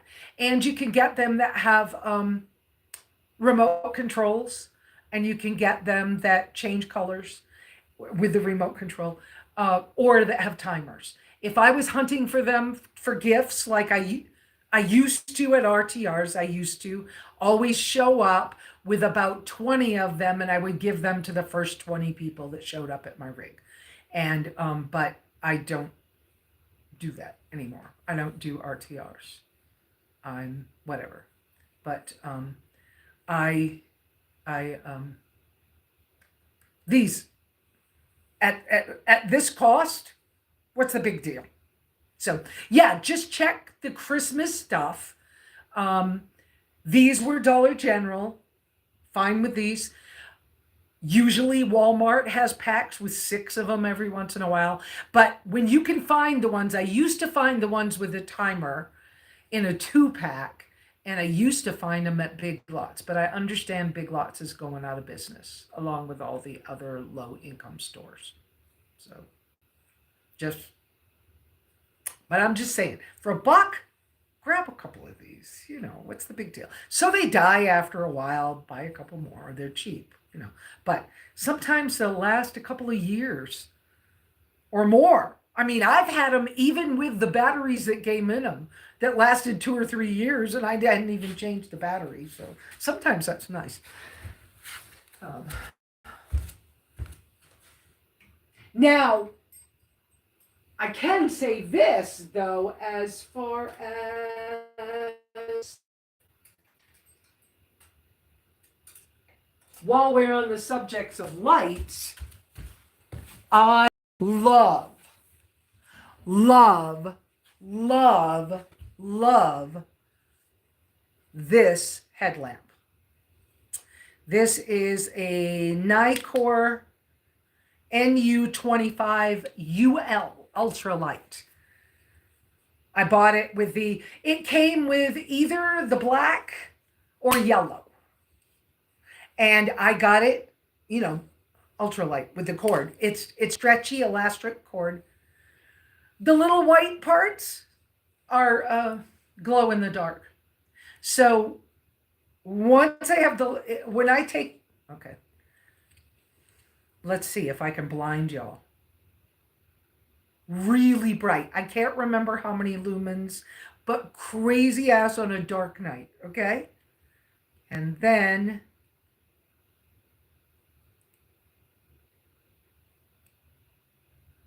red for if you're ever near Sue-Ann, who cannot stand lights at night. Just FYI.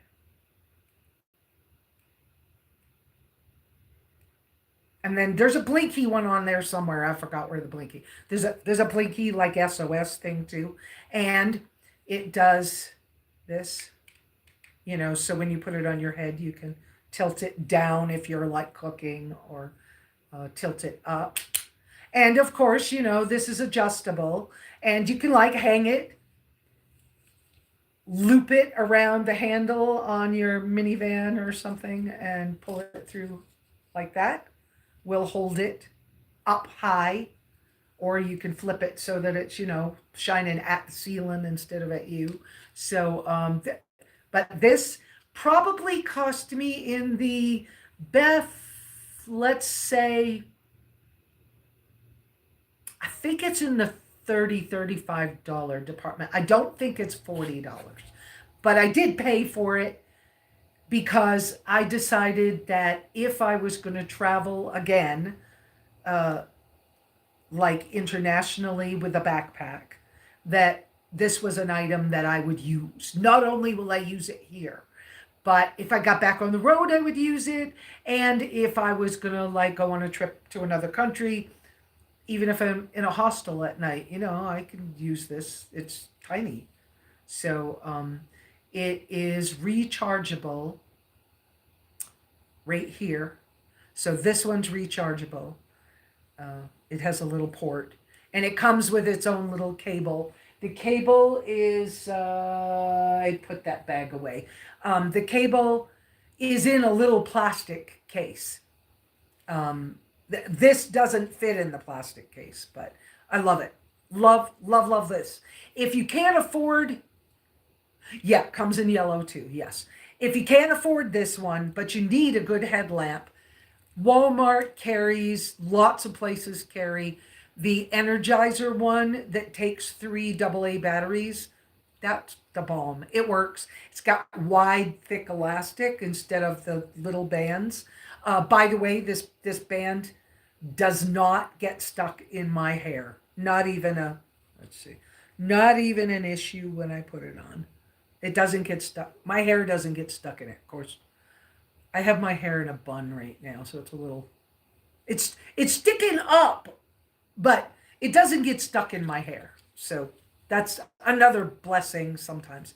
But anyway, so yeah, love this. This is worth spending money on. This one's a good one.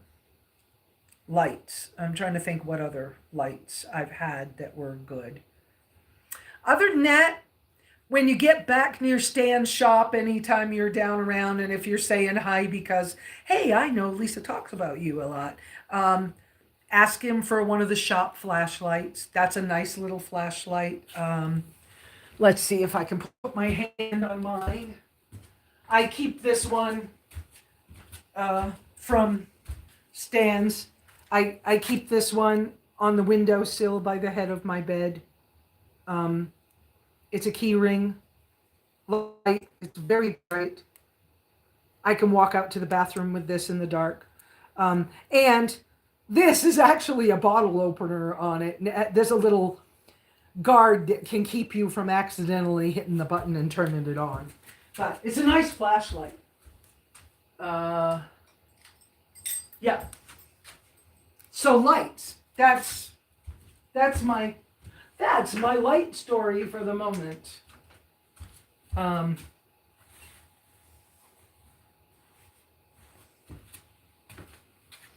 Okay, what else? Anything else? What else you guys want to talk to about? Anything? Japan. Hola. Well, hola. That won't work for you guys. I'm sorry. Masaki. Welcome. Welcome. My great aunt and uncle were missionaries in Japan, and their children either live in Japan or near Boston, and they are all married to Japanese people. And Mikio puts labels on all her cords. I want to put labels on all my cords, or some of that pretty little tape. I forgot what it's called. It's a Japanese word. Is it yumbaki or something tape? That's got pretty little designs. Put the same color on both things, the same design on both things. Because there's been a couple of times when I've been like, do I need that cord anymore? Oh yeah, that cord goes to.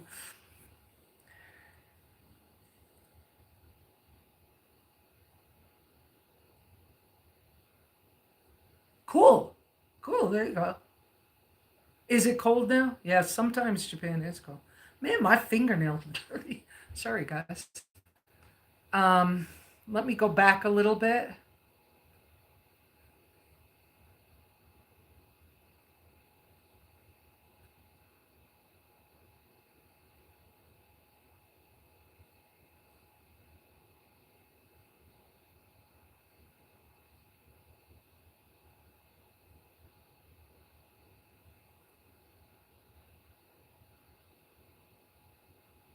Oh, wonderful, Leanna. I just saw that you're having wood delivered. That's wonderful. Okay, so I think I'm caught up on messages. Um, new Konnichiwa. That's what I was trying to think of. Yeah, Konnichiwa. Um, um, New comments, uppercase Q's, stuff you want me to talk about. We're at 2 hours, and yesterday I had a phone call, and I don't know why, but I must have felt like I needed to talk or think some things out loud because the people were talking to me, and then I'd go, "Oh, that's like," and then I'd start talking, and we were at 2 hours, and I went, "Oh man, all of a sudden I'm tired. And it feels like I just did a live stream." And they were laughing. And I was like, I didn't mean to like talk so much or whatever, but it's what happened. And sometimes crap happens. Twinsies, there you go. So, yeah, what do you got? What do you got? More questions? I try to be thorough, so um,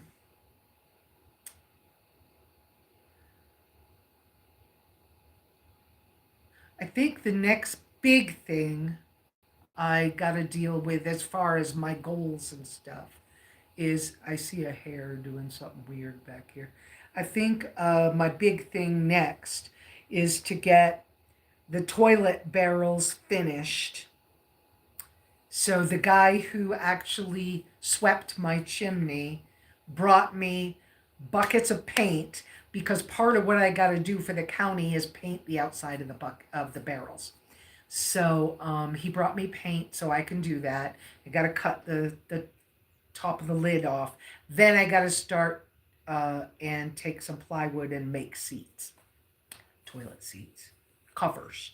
Anyway, and doing that process, I got just a tiny bit to do on the stone for the back patio, but that doesn't mean the stone's finished because when I moved the other stone that used to be the bathroom floor, then I want to get that closer to the patio.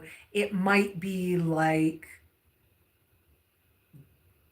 the porch. What would you call it? The the place where the walkway where a door would be, a place like I don't know what to call it. But anyways, I'll be trying to put some of these things together anyways. Um, but the barrels will be the big thing. When you moved, you put colored labels on all the cords for the VCR, so when we got to the new house, you could put it back together. Wise idea. Yeah, wise idea. Um,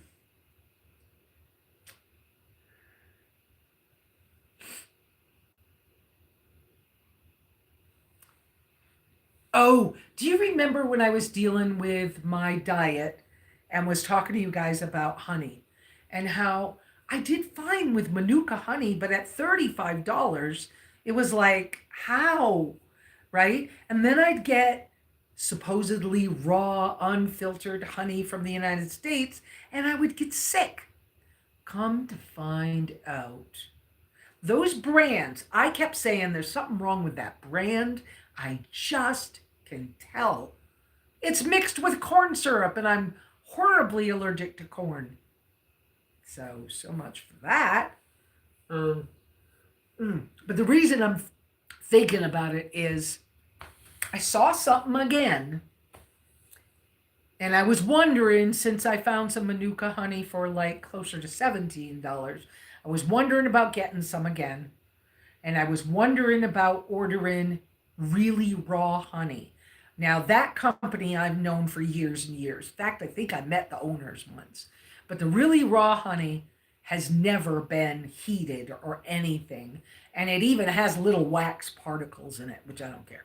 Um, I wish I could get raw milk. My neighbor lady that will have, right, truth and labeling, yeah.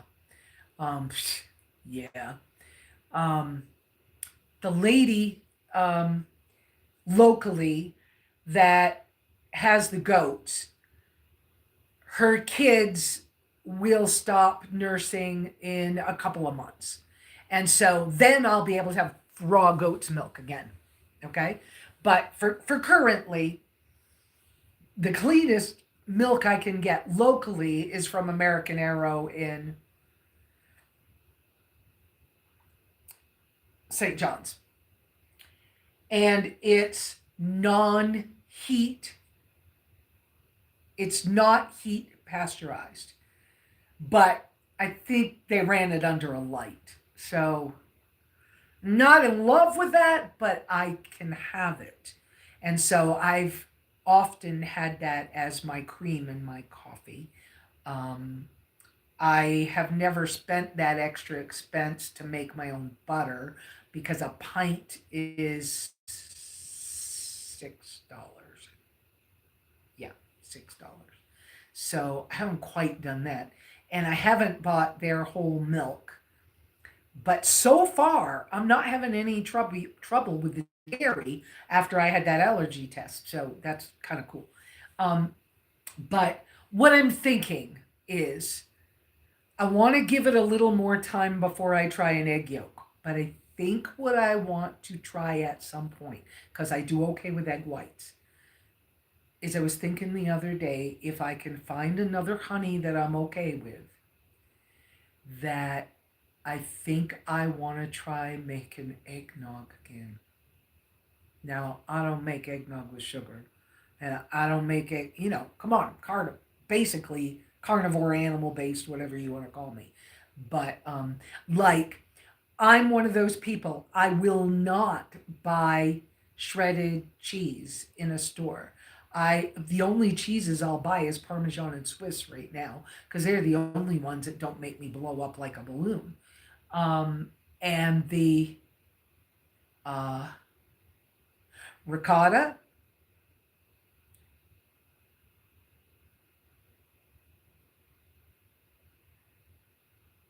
cheese. What's the other stuff? All commercial, right? Commercial heavy whipping cream.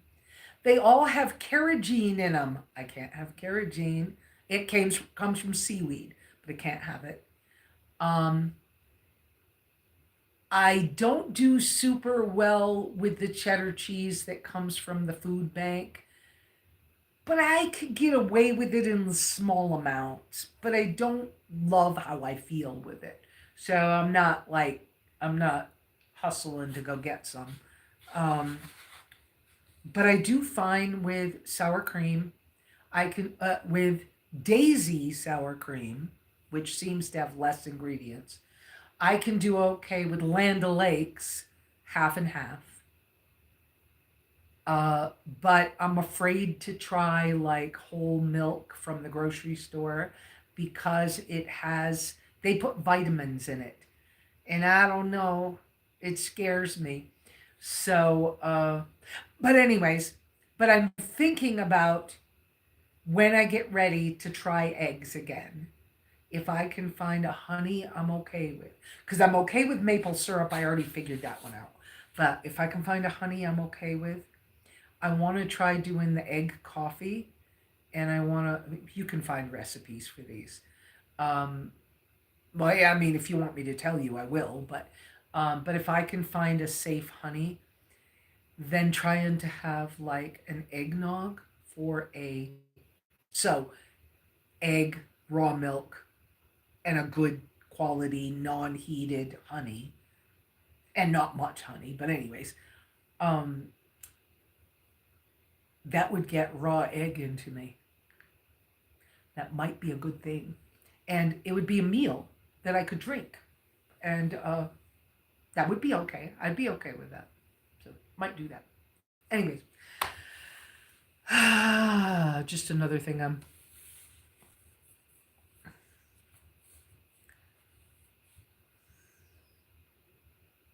anything else? I feel a little bit like I don't quite know what else to say. Cool. I mean, how cool is it that Skipperdoodle's sister and nephew are going to come visit? That way, we're not going to, they wanted to do a road trip, and that way they can come out here. She's saying they're going to stay in a hotel. I found that there is one, up in Chambers. So maybe they can stay there. Because I offered they could stay here. But they're not really camping people. So maybe they can handle it. But I want to have those barrel toilets ready for them to use if I can maneuver that. So I'll be kind of working toward that. Be on the road. Sonia, that follows us and is often out here, she's taken a little break from social media for a couple of months, but she bought off of Amazon and sent me my Ceylon cinnamon, and it's simply organic. She sent me that. I am fine with that. I don't use many spices currently. I want to test the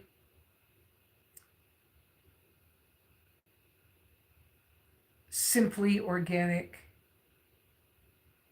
cayenne pepper. I would like to try that. I haven't bought it yet. I used to grow my own. I will in the future make sure there are herbs and medicine plants growing here. Right now, I'm just trying to get us ready to get through winter because I never planned on this. And, I wasn't going to live here. I was going to be in the vehicle most of the time. And so there's the whole, but it's who I am to have the medicine plants and the herbs growing. And so why not have them? And they're useful, whether I need them for myself or somebody else. But anyways, have I met Skipperdoodle's family before? We have talked on the phone once or twice, and she has been a commenter on my videos. But this will be a similar price to what it would cost for me to ship her his last box of belongings. And they'll get to see the general area. And I need to find out whether his cottage actually sold, because I think it did, but I'm not for 100% certain. And so I need to find that out before they get here. But that's, you get my drift. So funny how things work out good. You weren't able to send Skipperdoodle's thing. Yeah, exactly. Exactly. And when I sent the pictures, so I just opened the, okay, two comments, because first, I was heading to town, knew I was going to the post office. So I opened the box, which hasn't been opened in months, right? I opened the box. It's waterproof. It's a Plano Sportsman tote box thing, big tote box. And it weighs about 50 pounds anyways. So I opened it and I just grabbed out the little Ziploc baggies that I had put photos in to protect them from the weather. So I just grabbed the ones I could see, took them with me because I needed to go, and closed the lid and took them to town, stuck them in a flat rate priority box, and it cost me $20 and I sent it to her. And then I got back home, and the next morning, while I'm fixing my coffee and messing around with the pets, the cats and the dog, I lifted the lid and I took a picture of the lid, and then I flipped open one thing and took another picture. He has a laptop in there. And then I moved the big thing out of the way and took another picture, moved something else and took more pictures. And then I later that day or the next morning, I sent her those few photos. And she texted me back within maybe an hour. And I'm saying texted, we were emailing. She sent me back within an hour. Oh my gosh, thank you so much.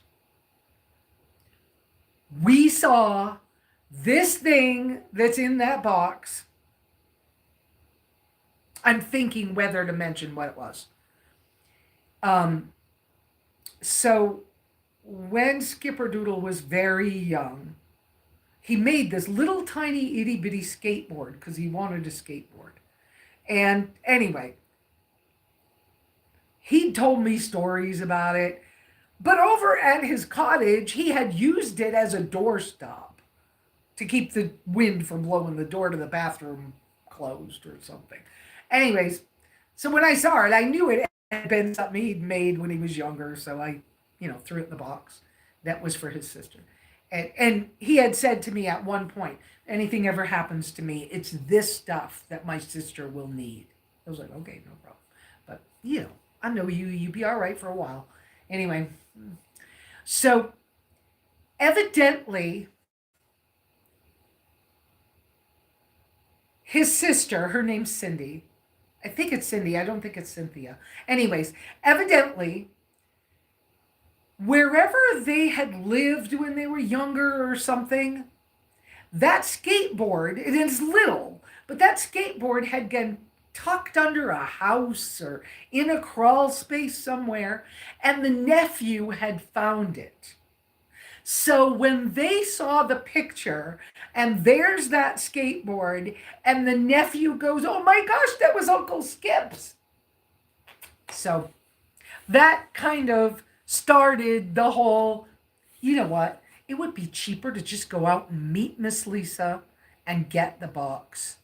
It's a 12-hour ride, but we need the trip and we could go see her in person and hear the stories, and maybe we could see where Skip's property was or close. So I think you're getting the drift. So that's how it's starting to develop into them coming out.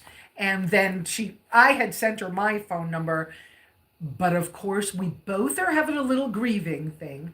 And I guess she didn't notice it, but she sent me hers, so I called her. And then, so we've spoken on the phone.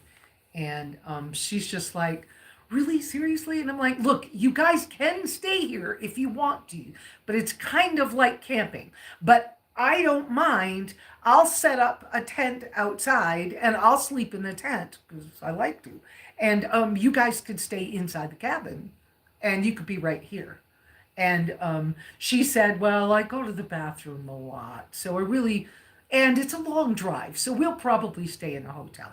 And then I was like, wow, there's no hotels around here. And it took me a little bit before I emailed her back with, wait, I forgot. There's one. It's closer.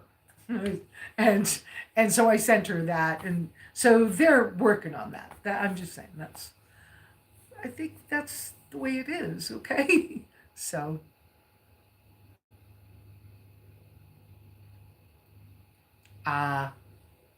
Oh, that's nice, Beth. That's nice. Have you seen where some people take sneakers and they put a Ziploc bag inside them and then they plant plants in the Ziploc bag? It's kind of cute. I think it's cute. So,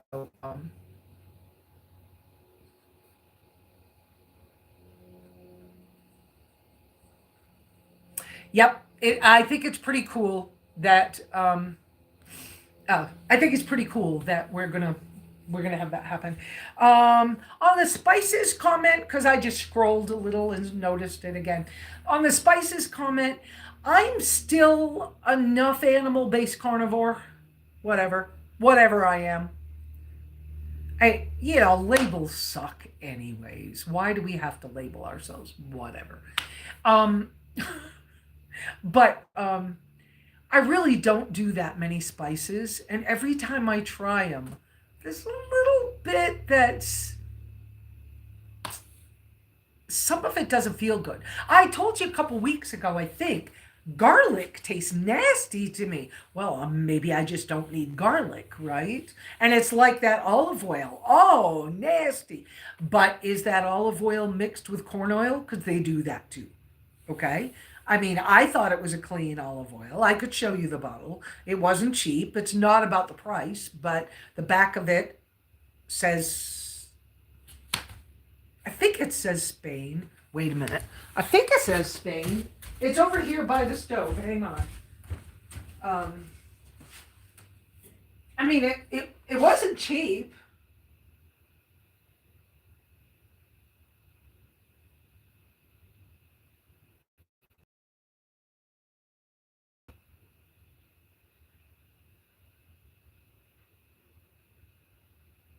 Yeah, product of Spain. So it's one location.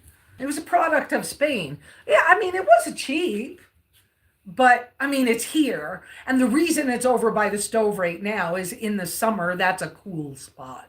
So I was keeping it kind of out of the sun. And I didn't think it was appropriate to put expensive olive oil in my barrel that, even though it's insulated, is outside in the heat. So I thought, well, I'll keep it in here. But oh, but they cut these things, and so it could have corn oil in it, and that might be, but maybe I just don't do well with this right now. So I'm thinking it's not for me right now. Nobody's sitting here, so no big deal. But when somebody comes to visit and they, use it, if it needs to disappear, it'll go. Bottle's pretty, but whatever. Oh yeah, and it was cold extracted, cold pressed. I mean, my food cost me money because of my health issues I've had, but dang, whatever. Let me see. What did I see? I've seen that with work boots. Yeah, yeah. The garlic thing could have been just that brand. Um, Sulfurs that can taste bad under some processing. It's so good for us. Try fresh. It was fresh garlic.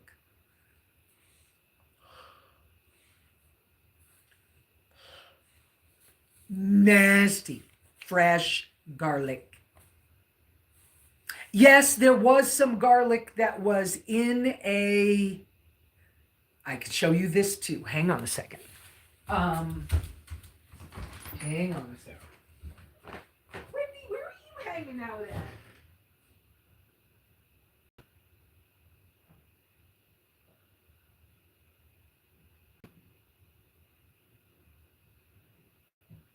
Um, oh, I've got to take that metal apart and fix it. So, some of the dirty carnivores, or whatever, like this brand, it is McCormick's. It is a spice mix. And because of that, and I could buy it with food stamps, and the ingredients are sea salt, garlic, spices, including smoked paprika, black pepper, cumin, turmeric, onion, and paprika. Clear, understandable, no citric acid. So I also tried this one. Okay? Yep. I tried this, but I also tried Fresh Mary. And both times, gag. Like, nasty. So this is interesting. And it's clean enough. I'll keep it here for when company's here. But I mean, I don't like spice mixes either. But like I said, it was something like $6 on Amazon, and I could use my food stamps to buy it with, so my EBT. So I bought it thinking, hey, it's pretty clean. At least it can be in the cupboard for those times when somebody shows up and I don't have any butter and I only have meat and they don't know how to eat. Okay. And so it can stay here for other people, but nasty. Um, yeah, I mean, I've even grown garlic. That By the way, garlic grows really good in Apache County for anybody doing fall planting. Now's the time to get our garlic, onions, shallots. It's time to put those in. You can wait for spring to put in your chives, but it's time to put in those things. Uh, Time to put in some carrots and brassicas. Um, it's a good thing to do. They'll grow all winter here. Um, you might only need to cover them like with a cloche, which is which can be a milk jug. Okay, you cut the bottom off and put it over it so it makes a mini greenhouse to keep it growing over the winter. But that's possible. Anyways, like I said, I did try this and gag. Yeah, no. And it's the garlic taste that's the gag for me on this one. But I have even slowed down on having salt. I don't know what happened, but one day it was like, yeah, that's enough of that. And so, that kind of listening to those messages, whether it's intuition or whatever, it's like, when I first was doing carnivore, I was like, salt. Yeah. All these years, everybody says, don't have salt and don't have, and all of a sudden I can have salt. I'm having salt. Right. And now I'm like, yeah, so much for that. No big deal. But every once in a while, now I don't have like super great quality butter yet because of the price of it and the availability. But every once in a while, I'll take okay, so I tend to have some butter here now because I found I'm okay with it. And when I run out of coffee creamer, I'll put butter in my coffee. Okay. And the butter will keep longer than cream will without a refrigerator. And I don't want to go for powdered anything the way things are right now. I'm just gonna, I mean, I might put powdered milk in my long-term storage for an emergency, but I don't want to get into using it right now. And hey, G, yep, I used to make my own ghee. Kathleen knows I taught her how to do it, but kind of not any big deal right now for me. So, but I kind of have gotten to the point where it's like, I don't even love the taste of hamburger. Okay. Now, if I'm out for lunch with somebody else, I'll probably order a hamburger patty if I'm hungry. Okay. But as a general rule, I like a real chunk of meat. Okay. And,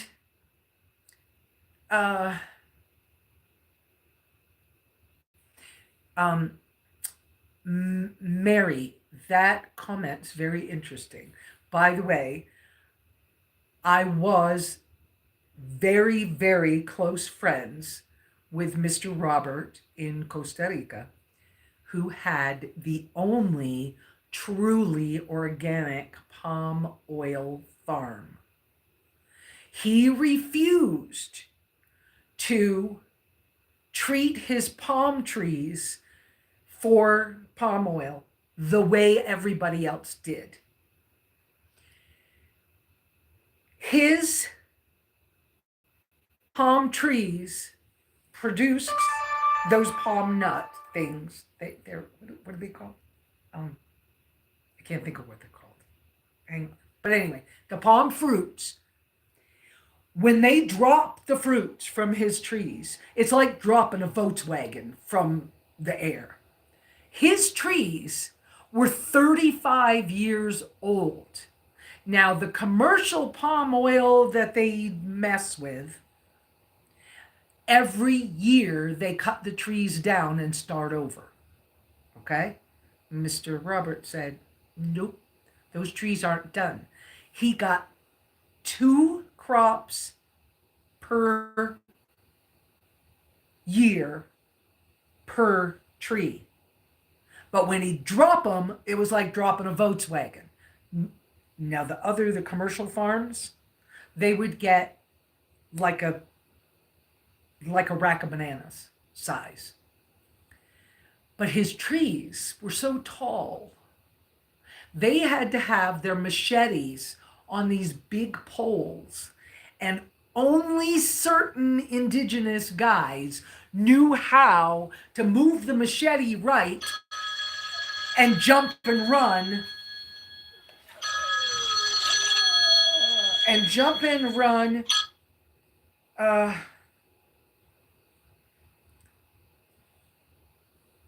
So they wouldn't get hit by the palm fruit falling. That palm fruit, that stuff was good. And I do not think that that was unhealthy. Okay?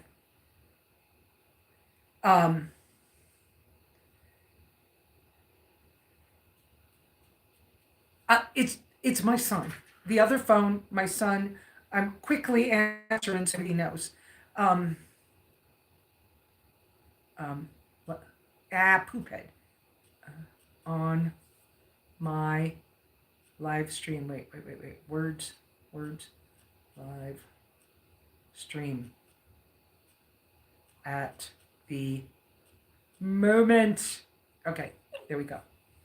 Oh, he's sending me pictures of his planning.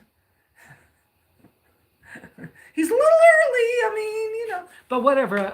We'll see. We'll see how much too early or not. So come in, Miss Wendy. Wow, all of a sudden I feel like I'm getting family busy. So, but anyways, I'm not doing many spices at the moment.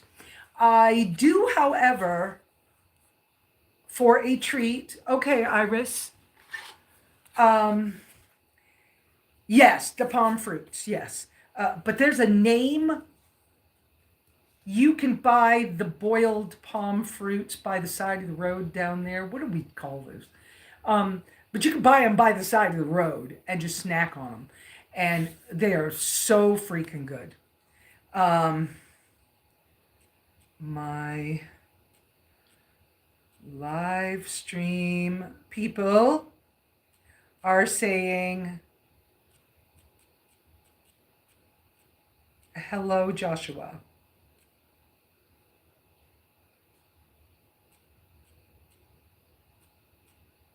Okay, there we go. Okay, sent. So they're different from dates, but it's a palm fruit. It's a different fruit. But I was fruitarian for a number of years. I was also raw vegan for a lot of years. It was a thing. I used to teach other people how to be raw vegan.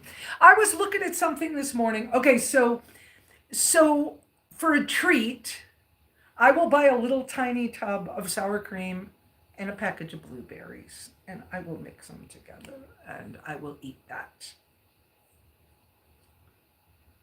Yeah, yeah, it's probably a Spanish name, but it's escaping me right now. It'll come to me eventually, but there's a name for them. It's sort of like mamanchinos down there are a fruit that has a spiky thing on it, and you pull it just pops apart in two pieces, and then there's a squishy thing with a big seed inside, and it's really good. But down there they call them mamanchinos. And other areas, they call them, is it lingon nuts? No, not lingon. I forget. Anyways, I'm not in a fruit mode for the names, but anyways.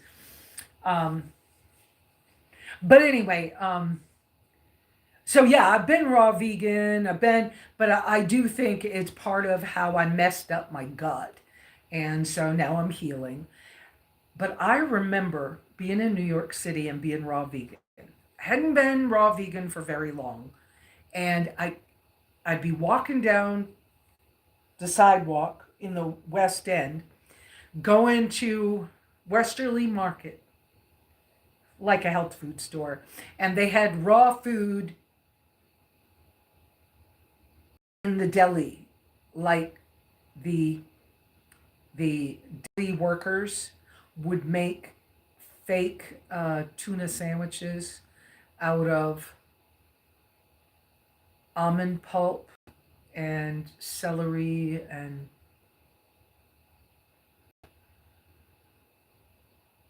I forget. But anyways, and every lychees. That's exactly it, Mary. Lychees. Um, anyway, I about once a month I would go get one of those fake raw tuna, not tuna, sandwiches, or I might get a piece of pie that was raw vegan, right? Because I didn't know anybody else doing what I was doing at the time. I remember one time though, walking down the sidewalk and passing the pizza joints and just going, I can't stand it. I just want to go in the pizza place and lick the oil off the pizza. Why am I doing this? And I was trying so hard to eat intuitionally that I just kept thinking about it and thinking about it. And so one day, I don't remember what I did, but I bought something oily because of that. And it wasn't enough. And then another time I was just like, and it was all around the same time. And I was like, if I can get my hands on raw goat's milk, it's still raw food. I'm going to drink some because there's something going on. I need something else. If I had stayed with that thought because I had raw goat's milk and then within, say, a week, I went and ate sashimi and then I did something else. And so I had a bunch of raw, which now would have been like carnivore kind of things, right? And I was like, these raw vegans are going to be mad at me if they found out that I had goat's milk or something. They're going to get mad. And they were, because Daniel Vitalis was going through the same thing. He was about a month or two ahead for me, and he was encouraging me to go with it. Okay? He was like, if that's what your body's asking for, do it. He says, because I know you're going to get shamed, but it's better to go with what your body wants and pay attention to that. I wish I had listened better. But anyways, yeah, nope. Nope.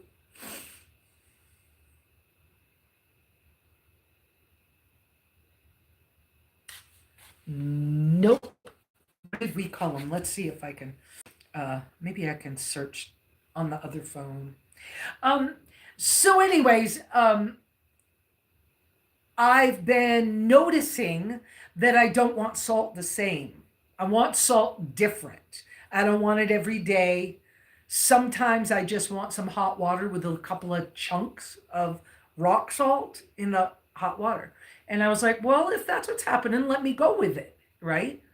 And so the last couple of times I ate my meat, which I bought as steak on sale, I didn't even salt it. I was like, not interested, don't want it.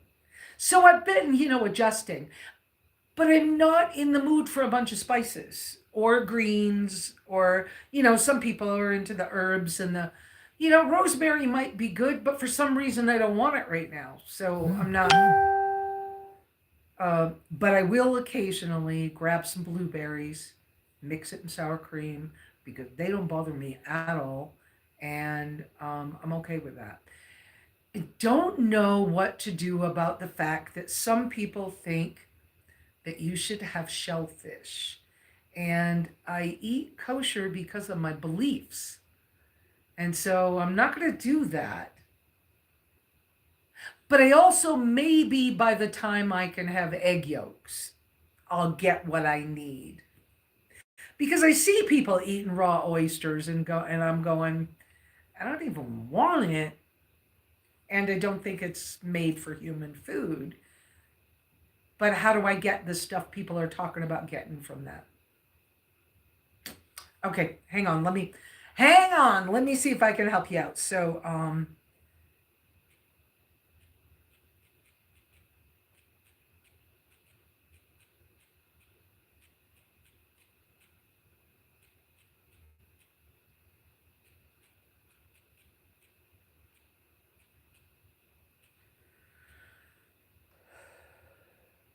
Paya. There you go. Paya. It's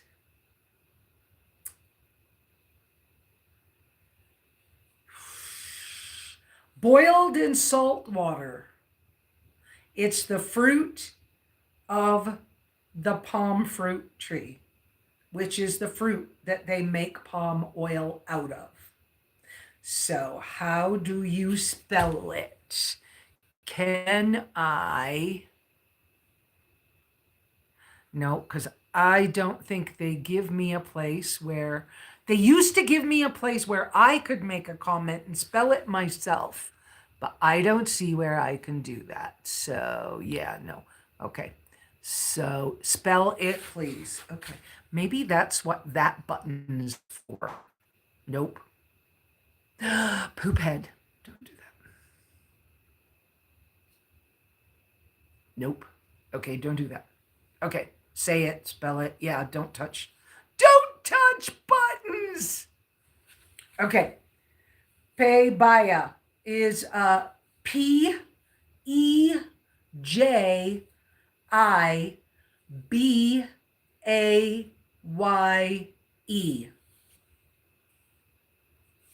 And it's just boiled in salted water.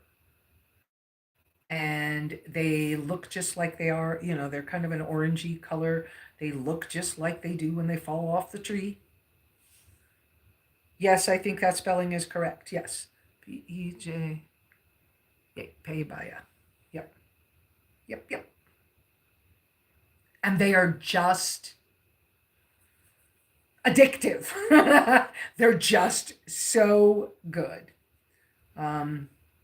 You buy them in paper bags alongside the street, or sometimes somebody will get on a bus when you're on a local bus going across town, or going to another, you know, from one town to another, or going to the airport or something. They'll get on the bus with bags of them for sale, and get them.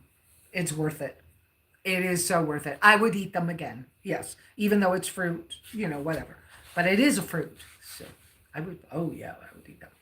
Anyway, so I'm not strict carnivore. So whether you want to call me animal based or whatever, but I'm not dirty carnivore. Seems to be the people who eat spices and spice mixes and stuff like that. And I don't care, but it is kind of the way people are talking about these things online. And I know that I used to follow, I don't know how to say his name, AAJ something or other with a V as a last name, right? Volton something or other. Back in my raw food days, he was the guy right around the time of the Daniel Vitalis thing with me. It was in the early 2000s. I was in New York City.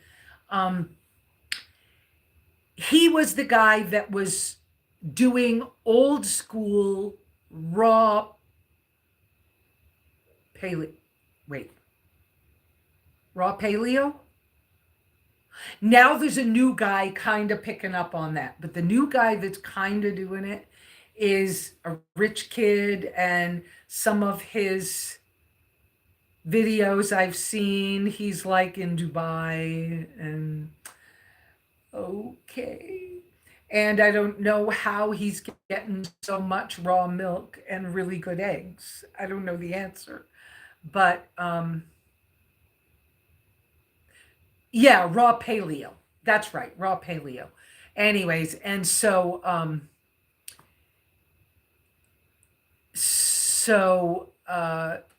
I studied it before. I've thought about it many times, but where I'm still working on healing. And guys, I am getting better. I am significantly better than I was. But I kind of wish I could do a little more raw. So I'm looking forward. That's why, okay, so why I was kind of on this little tirade or whatever I'm on subject is I'm looking forward to the day when I can have raw milk some local eggs, and some kind of honey that's non-heated that I can maneuver so that I can make like an eggnog and see how I feel. Because if that works as good as I think it's going to, if I can keep that up for a while, it should be less expensive, well, than some things. But for the moment, I might have butter in my coffee, or I might take a stick of butter and take a bite out of it for a snack. Um, but I don't even want hamburger. I don't want the ground meat. I want my meat to be a chunk of meat. And so it's been kind of different. And I'd rather have the fat off the chunk of meat, cooked in the pan first, then put the meat in there, and then eat part of it and give part of it to the animals. It's kind of how I've been doing things. I tried pistachios the other day because I wanted something, and I wanted something different. And the little tiny itty bitty bag of pistachios that were already shelled from Dollar General, it was like $1, was 6 grams of protein and hardly anything else.